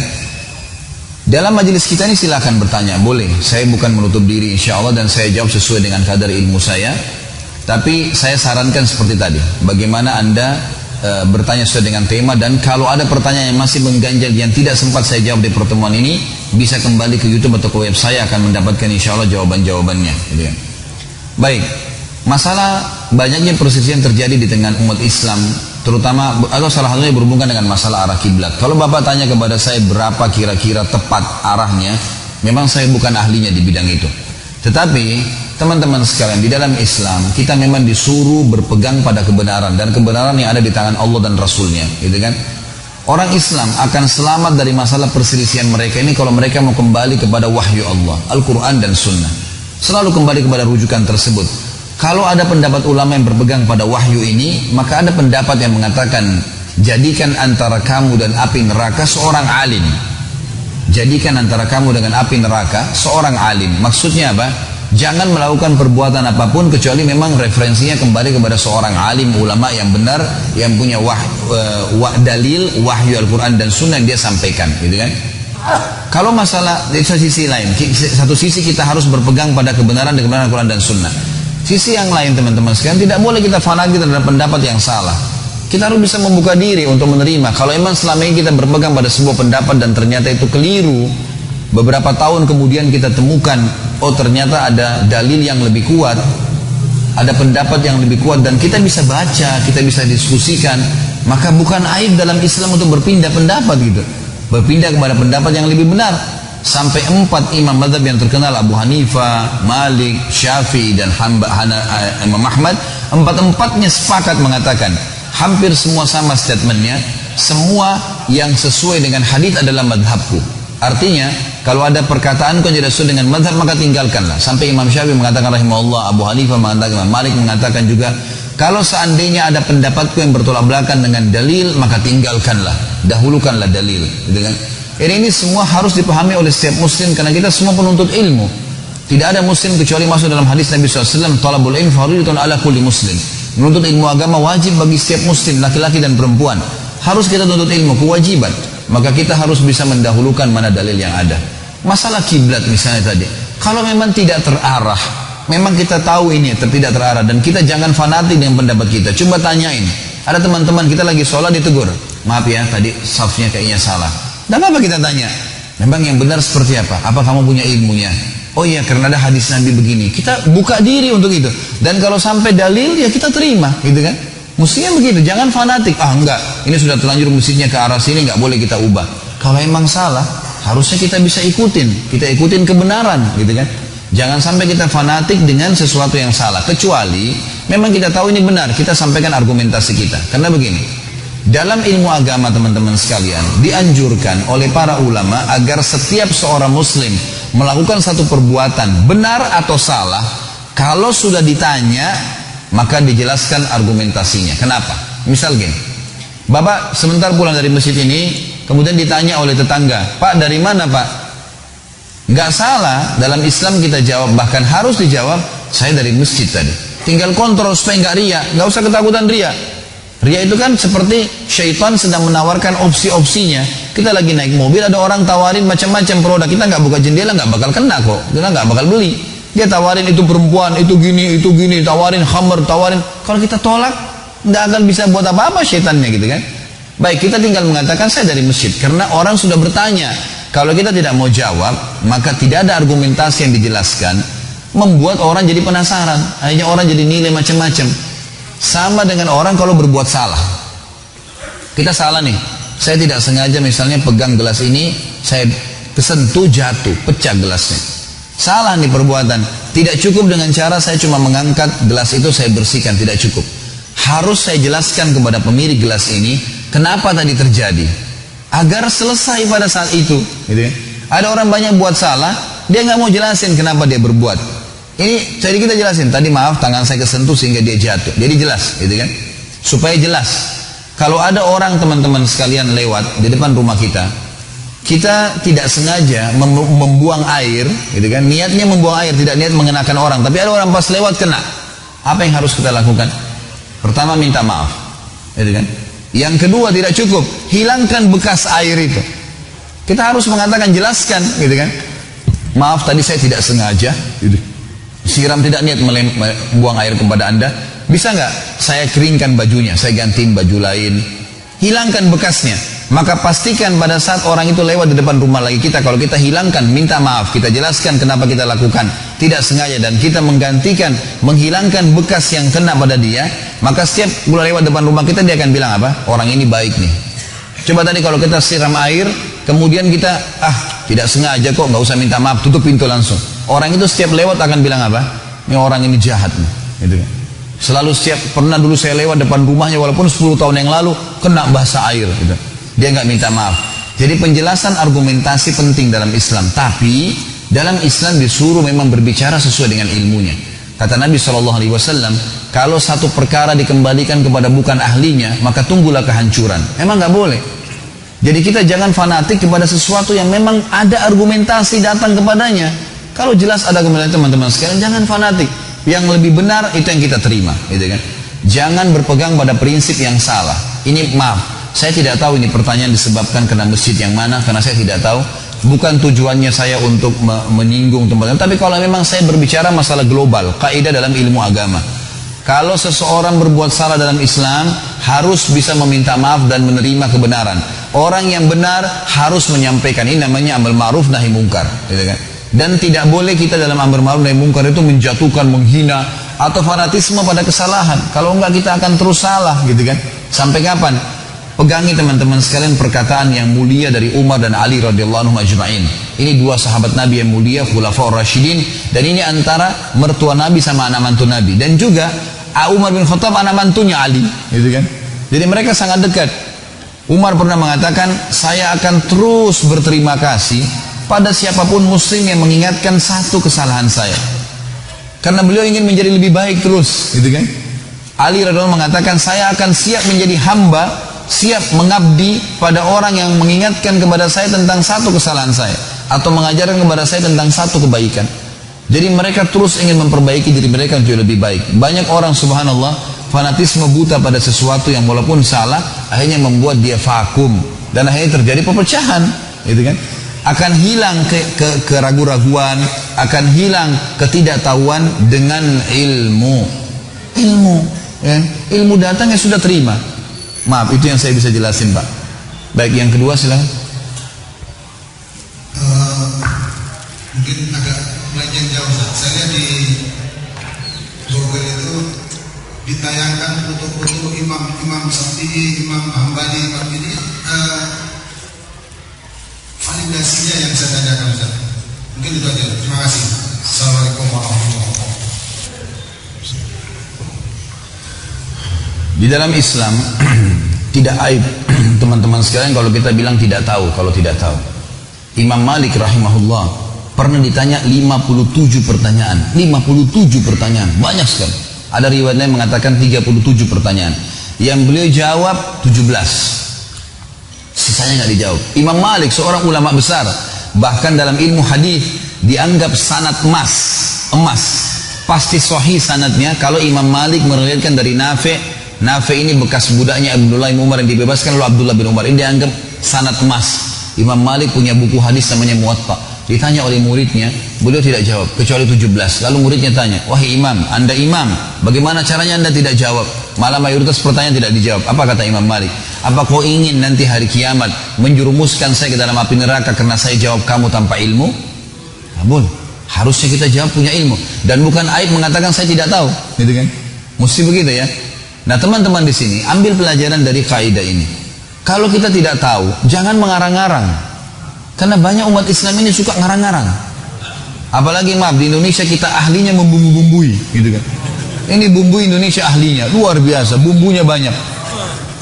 Islam datang teman-teman sekalian jelas, tidak ada perubahan dari zaman Nabi SAW, jelas mana halal, mana haram. Kata Nabi, yang halal jelas, yang haram jelas. Di antaranya ada hal yang samar-samar, syubhat. Kata Nabi SAW apa? Ini peringatannya. Kata Nabi SAW, siapa yang menyelamatkan dirinya dari hal yang samar-samar, dia telah menyelamatkan kehormatan dirinya dan agamanya. Dan siapa yang jerumuskan dirinya pada hal yang samar-samar, boleh atau enggak ya, dia menyelamatkan, ditinggalin sama dia, maka dia telah selamatkan dirinya dan agamanya. Siapa yang menjerumuskan dirinya pada hal yang samar-samar, dia telah menjerumuskan dirinya pada hal yang haram. Berarti samar-samar tinggalin, nggak jelas jangan dilakukan. Memang harus ditinggalkan. Kalau tidak ragu sampai datang ilmu baru kita kerjakan, tidak boleh. Itu kan harus jelas di sini. Kata Nabi SAW seperti pengembala domba yang membawa domba-dombanya ke ladang yang luas, tapi rumputnya lebih tinggi dari dombanya. Dia nggak tahu domba mana yang dicuri oleh serigala. Syubhat pun disuruh tinggalkan. Harus sesuatu yang jelas baru kita kerjakan. Teman-teman sekalian, mohon maaf saya ingatkan, untuk apa kita melukis-lukis orang saleh? Untuk apa kita menggambar Imam Syafi'i, Imam Ahmad? Dalam Islam kita tidak butuh gambarnya, kita butuh ilmunya. Ilmunya yang kita butuhin, gitu kan? Dari mana Anda bisa mengetahui wajahnya seperti ini? Zaman dulu tidak ada ini, gitu kan? Tapi kalau Anda menganggap itu adalah sesuatu yang mesti, minimal kembali kepada hadis Nabi SAW. Kata Nabi SAW, asyaddun nasi azaban yaumal qiyamah al-musawwirun. Orang yang paling berat siksanya hari kiamat adalah para pelukis. Ya. Ini nggak boleh ngelukis nih, melukis yang bernyawa ya, manusia, ya, ada jin, ya, ada hewan-hewan. Tapi kalau tumbuh-tumbuhan, pemandangan, itu semua masih dibolehkan oleh para ulama. Tapi dalam hadis ini dikatakan orang paling berat siksanya hari kiamat orang-orang yang musawwirun. Lalu untuk apa teman-teman sekalian? Imam Malik, Imam Ahmad, Imam Syafi'i, Imam Abu Hanifah adalah ulama besar yang mesti kita junjung tinggi adalah ilmunya. Ambil dan terapkan. Dan mereka pun berharap kita mengambil ilmunya, bukan gambar wajah mereka. Karena ini teman-teman sekalian, subhanallah, kita ambil riwayat Bukhari. Kata Nabi SAW, awal kesesatan manusia terjadi, setelah Nuh alaihissalam meninggal. Nuh alaihissalam meninggal. Kan Nabi Nuh alaihissalam dulunya kaumnya menyembah berhala ya. Kemudian dihancurkan oleh Allah Subhanahu wa taala. Tidak ada lagi di muka bumi ini kecuali orang beriman saja. Semua yang kafir sudah habis. Terjadi kiamat kecil pada saat itu.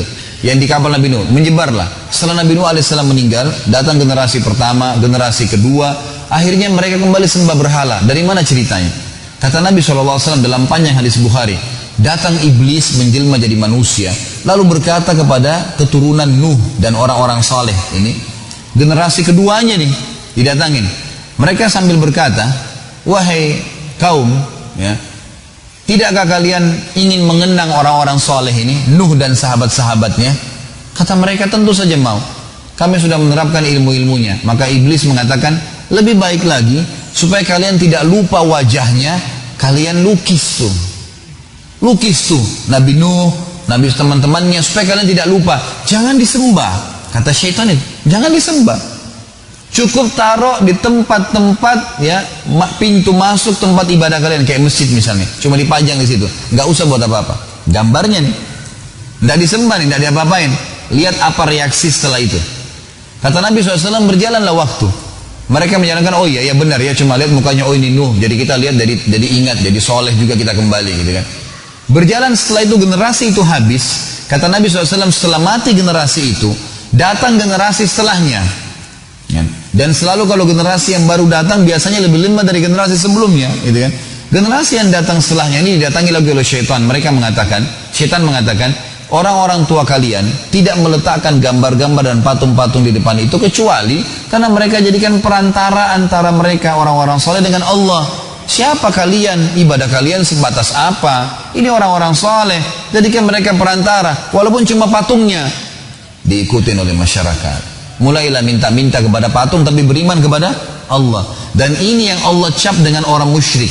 Orang-orang Mekah teman-teman sekalian, orang-orang jahiliyah, zaman jahiliyah dulu, mereka tahu ada Tuhan namanya Allah. Karena Allah katakan dalam Al-Quran, A'udzubillahi minasyaitonirrajim, wa idza sa'altahum man khalaqas samawati wal ard wa sakhkhara asy-syamsa wal qamar la yakunna Allah. Hai Muhammad, kalau kau tanya orang-orang Quraisy itu, ya, siapa yang ciptakan langit dan bumi, mengurusnya, mengawasinya, gitu kan, mengatur terbitnya matahari dan terbitnya bulan di malam hari. Siapa yang urus itu? Mereka mengatakan ada Tuhan namanya Allah. Orang-orang Quraisy jawab itu. Lalu ditanya, kenapa kalian sembah berhala-berhala ini? Kalau gitu ini kan patung kalian buat sendiri. Untuk apa? Mereka mengatakan, ma na'buduhum illa liyuqarribuna ilallahi zulfa.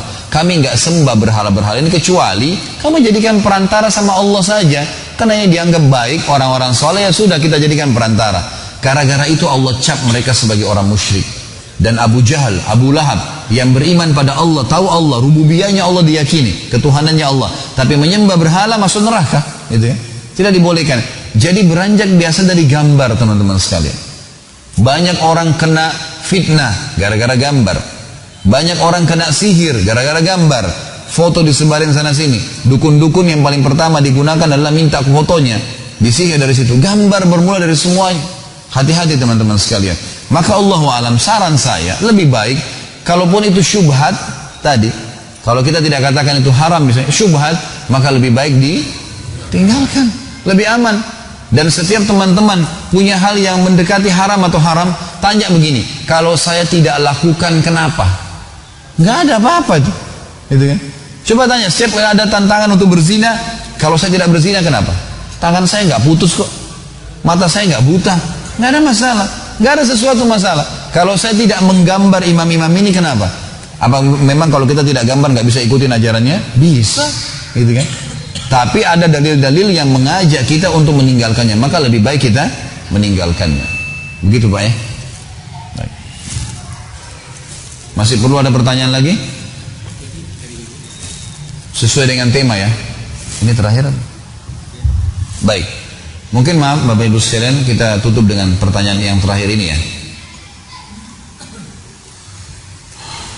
Salah seorang klien saya bekerja di perusahaan minyak Amerika yang sekarang turut andil dalam menzalimi Irak.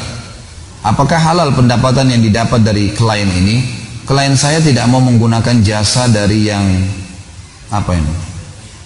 dari yang lain karena sudah cocok dengan pelayanan saya. Jadi gini, menilai seseorang itu jangan secara substansial.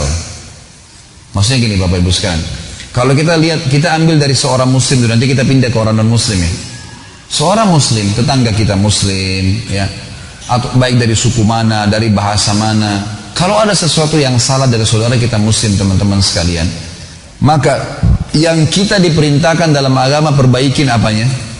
Kesalahannya. Dan tidak boleh dengan kesalahan satu itu kita pukul rata semuanya, kecuali murtad ya, musyrik, ini lain.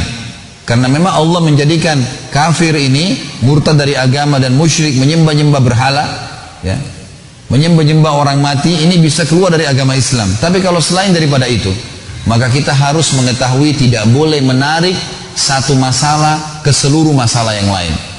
Misal gini, saya kasih contoh, ini sering saya sampaikan di pengajian saya di Jakarta, agar jangan mudah memvonis orang semuanya salah, memvonis orang sembarangan kafir, memvonis orang semua harus diboikot.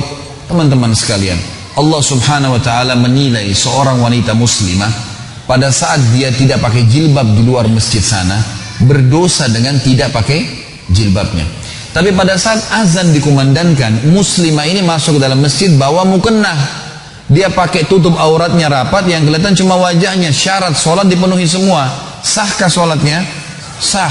Allah tidak ikutkan antara sholatnya dengan terbuka aurat di luar sana. Bayangkan kalau Allah pertemukan antara syarat sah sholat, harus 24 jam pakai jilbab di luar. Itu luar biasa beratnya. Allah SWT tidak pertemukan antara zina seseorang dengan diterima sholatnya, mabuk seseorang lagi buat dosa khamar dengan dia kalau sholat tidak mabuk lalu dia ikuti syarat, tidak sah sholatnya. Allah nggak pertemukan itu. Maksudnya apa? Ambil sebuah kaidah, sorotin substansial kesalahan dan dukung sesuatu yang baik. Kalau saudara kita muslim buat salah, maka sorotin kesalahannya itu saja, sudah cukup, nggak usah di kemana-mana nih, gitu kan? Ada orang tidak, subhanallah, sedikit saja kesalahan muslim ini, misal lupa salam, misal apa saja, tidak sempat datang jenguk orang sakit, udah langsung divonis semua orang ini tidak benar. Ini salah teman-teman sekalian. Akhirnya perpecahan umat terjadi. Enggak, semua yang salah kita sorotin kesalahannya, gitu kan? Pendapatan juga sama. Tarik dalam pendapatan, seorang muslim menghadiahkan kepada kita minuman atau makanan. Lalu ini pendapatannya, dia punya pendapatan dari riba, tapi dia juga punya pendapatan dari warisan. Hal yang halal, gitu kan? Ada modalnya halal. Maka bagaimana? Apakah boleh saya makan makanan ini? Kata ulama, kalau masih bercampur antara halal sama haram dan ada pendapatan halal dia, apalagi halal itu mendominasi, maka halal makanan itu. Selama makanan itu halal, gitu kan? Tapi kalau haram yang mendominasi, maka lebih baik ditinggalkan. Jangan, gitu kan? Seperti itulah. Dan ini khusus pendapatan berlaku pada orang non-muslim. Bolehkah kita bekerja sama non-muslim? Boleh.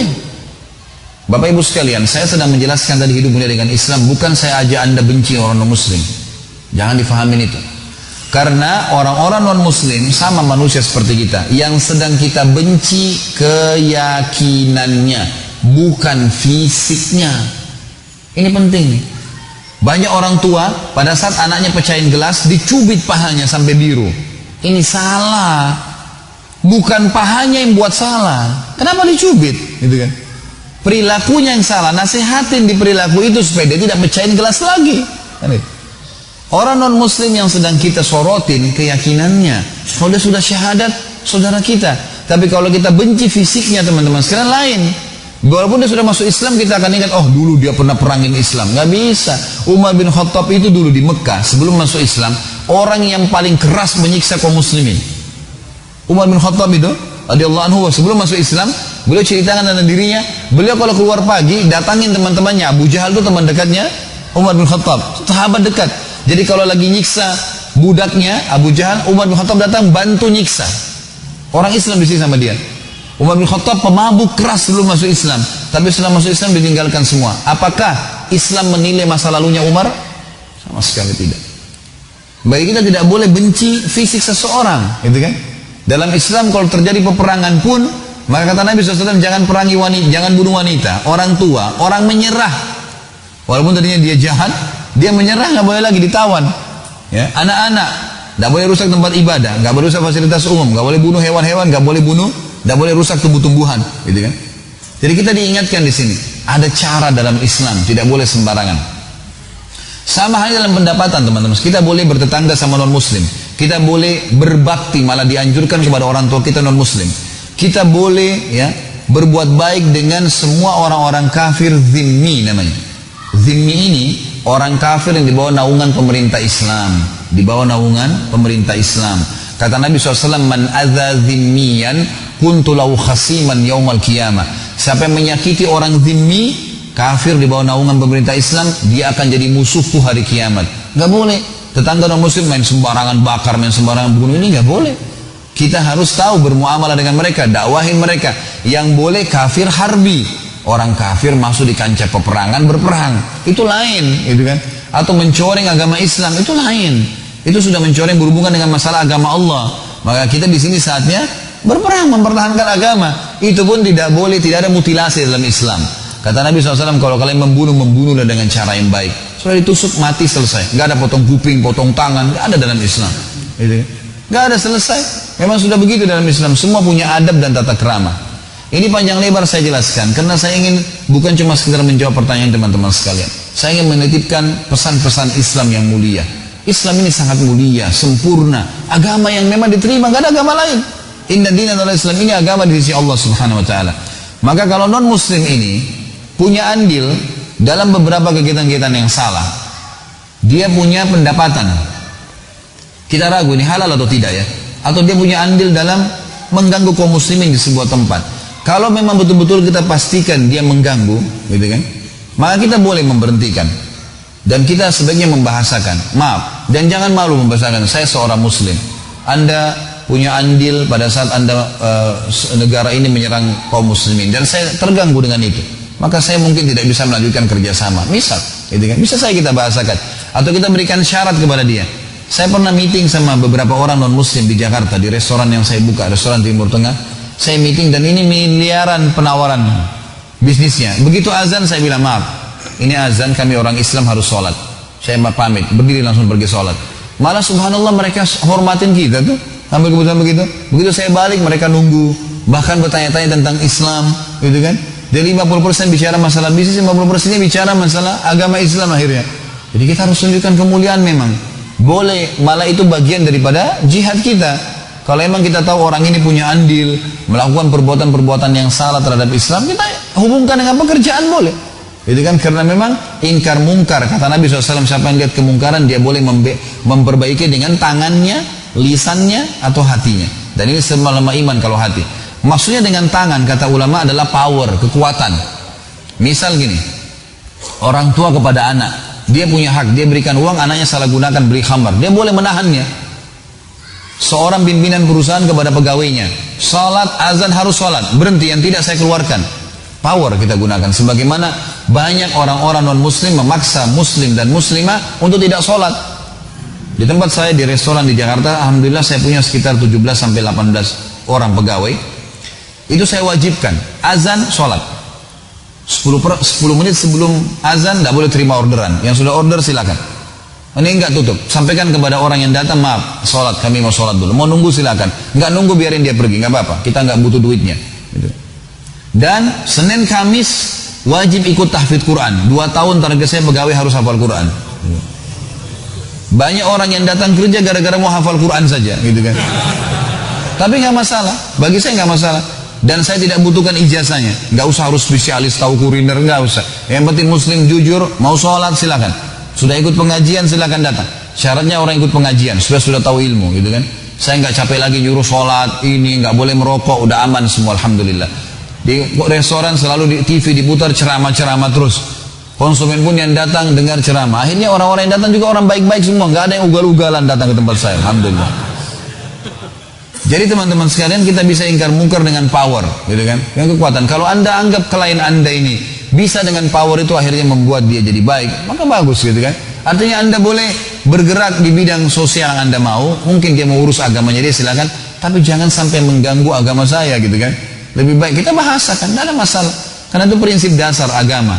Tapi kalau seandainya ini cuma sekedar mungkin informasi, atau dia punya andil, ada kerabatnya atau temannya yang dia bantu di sana, yang kebetulan juga ya ada di sana hidup, itu lain, gitu kan? Seperti ada beberapa sahabat sempat membantu teman-temannya, saudara-saudaranya, keluarganya di Mekah, gitu kan? Setelah hijrah Nabi SAW, Nabi nggak larang. Umar bin Khattab pernah menghadiahkan baju kepada adiknya yang masih dalam keadaan kafir di Mekah. Karena beliau dapat baju itu ternyata terbukti dari sutra, dan beliau tahu tidak boleh laki-laki pakai sutra. Maka beliau tanya, ya Rasulullah bagaimana nih? Kata Nabi, jangan kau pakai. Ini cuma halal bagi orang non-muslim. Maka Umar bin Khattab mengiring ke Mekah, kasih adik kandungnya yang masih dalam keadaan kafir untuk memakainya, gitu kan? Jadi boleh kita bermuamalah, boleh membantu, tapi pada batas-batas tidak mencoreng agama. Kalau mencoreng agama jangan, harus punya prinsip. Ini nggak boleh, haram dalam agama. Dan tidak usah takut dengan rezeki, teman-teman sekalian. Allah pemberi rezeki, bukan orang-orang ini. Tidak jadi pun batal dengan dia, insya Allah Allah dengan penggantinya. Allahu a'lam. Baik, mari kita tutup dengan doa kepada Allah Subhanahu Wa Taala. Namun sebelumnya saya ingin menyampaikan, sebelum berdoa Bapak Ibu sekalian, saya punya yayasan sosial yang bergerak di beberapa kegiatan sosial, dan saya menyampaikan ini bukan untuk mengumpulkan bantuan, tapi ingin menyampaikan. Mungkin Bapak Ibu bisa ambil idenya, Bapak Ibu kembangkan sendiri idenya, atau mau partisipasi dengan yayasan saya juga silahkan. Saya sering berbagi, kalau di YouTube Anda dengar, sering saya bawain buku-buku, saya tunjukkan, saya sering tunjukkan program-program sosial yang ada supaya bisa nyebar, gitu kan? Tujuannya untuk itu.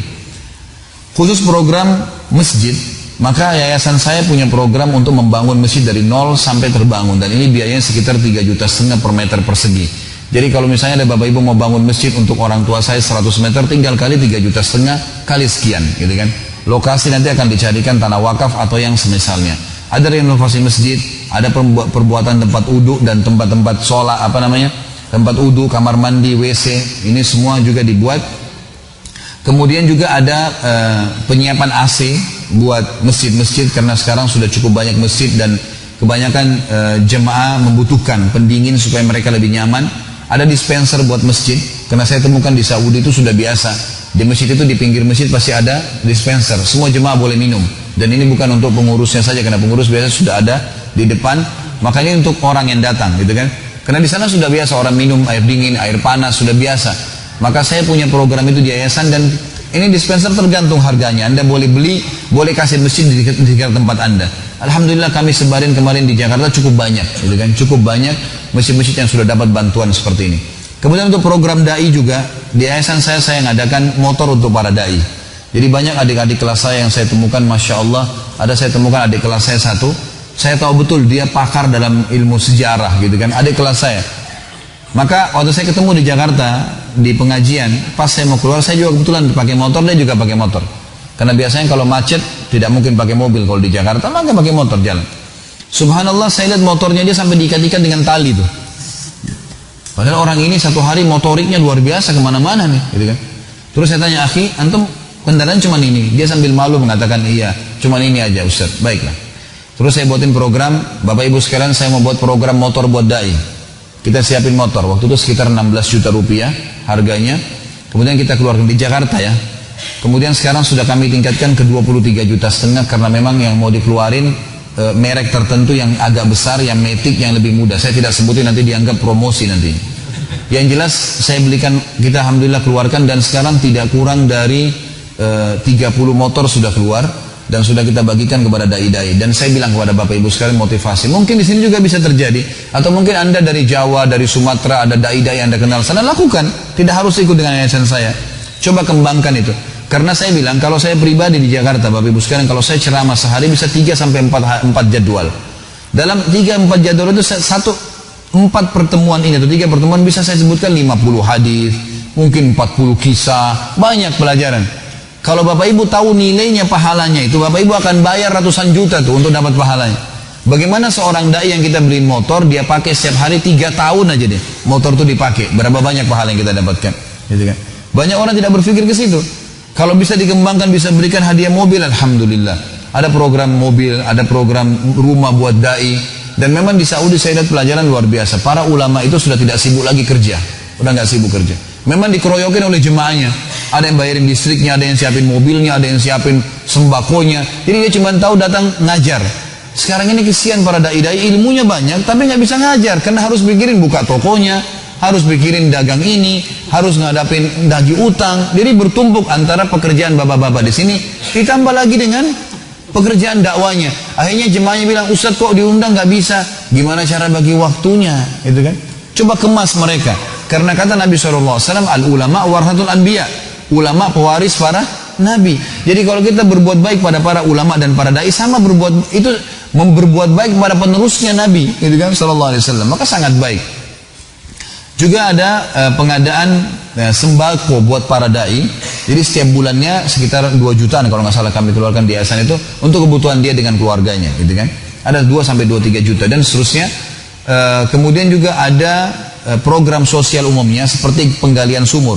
Kalau yang kami lakukan itu di Jawa Tengah sama Sulawesi Tengah itu sekitar 4,5 juta satu sumur, gitu kan. Dan kami pernah dapatkan di daerah Sulawesi Tenggara, di daerah Kendari dan di pedalamannya, itu ada satu kampung 100 kakak semuanya muslim.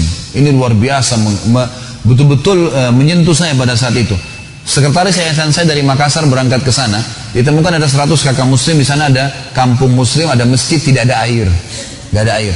Airnya itu 3 km naik gunung, di atas ada mata air. Jadi setiap mau mandi, mau wudhu, mau masak, dan tidak ada sungai di sana, harus ke gunung itu. Maka mata air ini teman-teman sekalian kita blok, buatin ya semen di blok mata air tersebut, dirapikan sedemikian rupa, dibuatin, dipasangin pipa 3 km dari atas sampai ke masjidnya saja. Ini biayanya mungkin sekitar 6,5 juta kemarin tuh. Kemudian air itu tersalurkan. Semenjak ada air tersebut, masyarakat tidak perlu jalan lagi 3 km. 100 kakak muslim bisa hidup gara-gara 6,5 juta. Berapa banyak pahala yang kita dapat. Orang wudhu, orang sholat, orang masak. Ini luar biasa. Coba di Jawa Tengah kemarin saya masuk ke beberapa teman-teman. Saya tidak katakan murid saya. Teman-teman yang memang pernah saya bina. Kemudian mereka saya tanya kan, ada nggak butuh sumur daerah sana, butuh sumur ustad, begini diberikan. Dan nanti ada laporan, kami buat laporan di foto, wilayahnya mana, sumurnya bagaimana, dan seterusnya. Ada kegiatan-kegiatan sosial yang lain juga tentunya, seperti misalnya selain penggalian sumur, ada juga pembiayaan untuk para janda, gitu kan, yang mereka memang punya anak. Kemarin ada satu orang janda, ibu ini setiap bulan akhirnya dibantu oleh yayasan, kami bantu, tidak besar sebenarnya, cuma bantunya 500.000 per bulan, dikasih untuk kebutuhan dia sama anak-anaknya. Satu waktu ibu ini bilang sama saya, Ustadz, daripada dibantu terus setiap bulan, lebih baik Ustadz modalin aja. Baik, gimana maksudnya Bu dimodalin? Ibu bisa apa? Dia bilang saya bisa buat nasi uduk dan saya bisa jual. Berapa modalnya Bu? 500.000 modalnya, tapi butuh gerobak. Baik, gerobaknya saya suruh orang yayasan, teman-teman yayasan di Jakarta, coba cari buat gerobak. Dapatlah biaya gerobak 2,5 juta. Maka waktu itu kami kasih 2,5 juta buatin gerobak, modalin 500.000, ibu tuh nggak pernah minta sampai sekarang. Akhirnya jandanya jadi hidup, dan kata Nabi SAW, as-sa'i alal armalah kamujahid fi sabilillah. Orang yang membiayai janda-janda sama dengan mujahid di jalan Allah Subhanahu wa taala. Jadi banyak kegiatan sosial seperti ini bisa kita lakukan. Bapak Ibu bisa ambil modal idenya, bisa juga partisipasi. Kemudian juga kita ada alokasi zakat mal, ada alokasi bunga bank. Nah, bunga bank ribawi ini fatwa ulama sekarang mengeluarkan dikatakan boleh ditarik dan dianjurkan tidak dibiarkan di bank-bank konvensional kalau dikhawatirkan dipakai untuk kegiatan agama lain. Misal dibiarkan akhirnya dipakai bangun gereja dan seterusnya, maka boleh diambil tapi untuk kegiatan sosial. Misal perbaikan jalan, got, gitu kan, fasilitas umum, gitu kan. Bukan untuk diambil pribadi, tapi ini fasilitas umum, ini dibolehkan. Dan Anda boleh ketik di Google ada hukum menggunakan bunga bank untuk kegiatan sosial. Makanya di yayasan saya gunakan itu. Dan kemarin ada seorang bapak yang datang ke saya, dia bilang, Ustaz, saya punya bunga bank, saya sudah dengar nih Ustaz ceramah dan riba nggak bisa, saya ingin alokasikan. Saya pikir bapak ini mau bawa uang 10 juta, 20 juta gitu. Terus saya bilang, baik Pak, kalau Bapak mau silakan, saya alokasikan di yayasan. Cukup banyak ini, perbaikan jalan, got-got gitu kan, WC umum, fasilitas umum, bukan jembatan, banyak yang bisa kita lakukan gitu kan. Di kampung-kampung banyak butuh jalan. Terus saya tanya, Pak, memang Bapak bunga banknya berapa? Dia bilang 1 miliar Ustaz. Bunga banknya 1 miliar ini berapa uangnya gitu.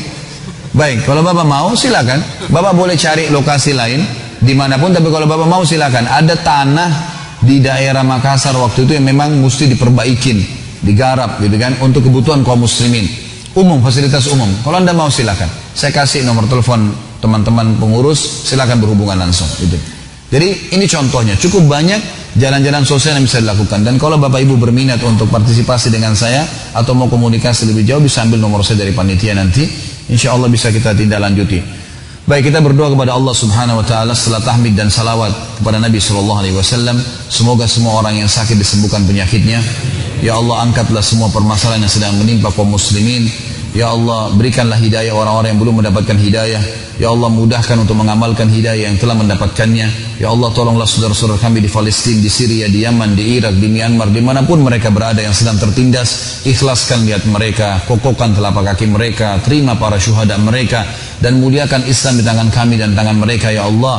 Serta ya Allah, ya partisipasikan kami bersama mereka di pahala, baik dengan doa, dengan harta, juga dengan jiwa kami. Dan ya Allah, kami memohon kepadamu agar jangan kau pisahkan kami setelah ini, kecuali engkau telah bersihkan semua dosa-dosa kami, engkau angkat semua permasalahan-permasalahan kami, dan engkau tutup hidup kami ini semua dengan kebaikan-kebaikan dan kepatuhan kepadamu dengan husnul khatimah. Dan ya Allah, satukanlah kami semua di surga firdausmu tanpa hisab, di mana engkau satukan kami di majlis ilmu yang mulia ini. Wassallallahu ala nabiyina Muhammadin walhamdulillahi rabbil alamin. Kalau benar dari Allah, kalau salah dari saya pastinya tolong dimaafkan dan saya beristighfar kepada Allah. Kita tutup dengan kafaratul majlis. Subhanakallahumma wa bihamdika asyhadu an la ilaha illa anta astaghfiruka wa atubu ilaik. Wassalamualaikum warahmatullahi wabarakatuh.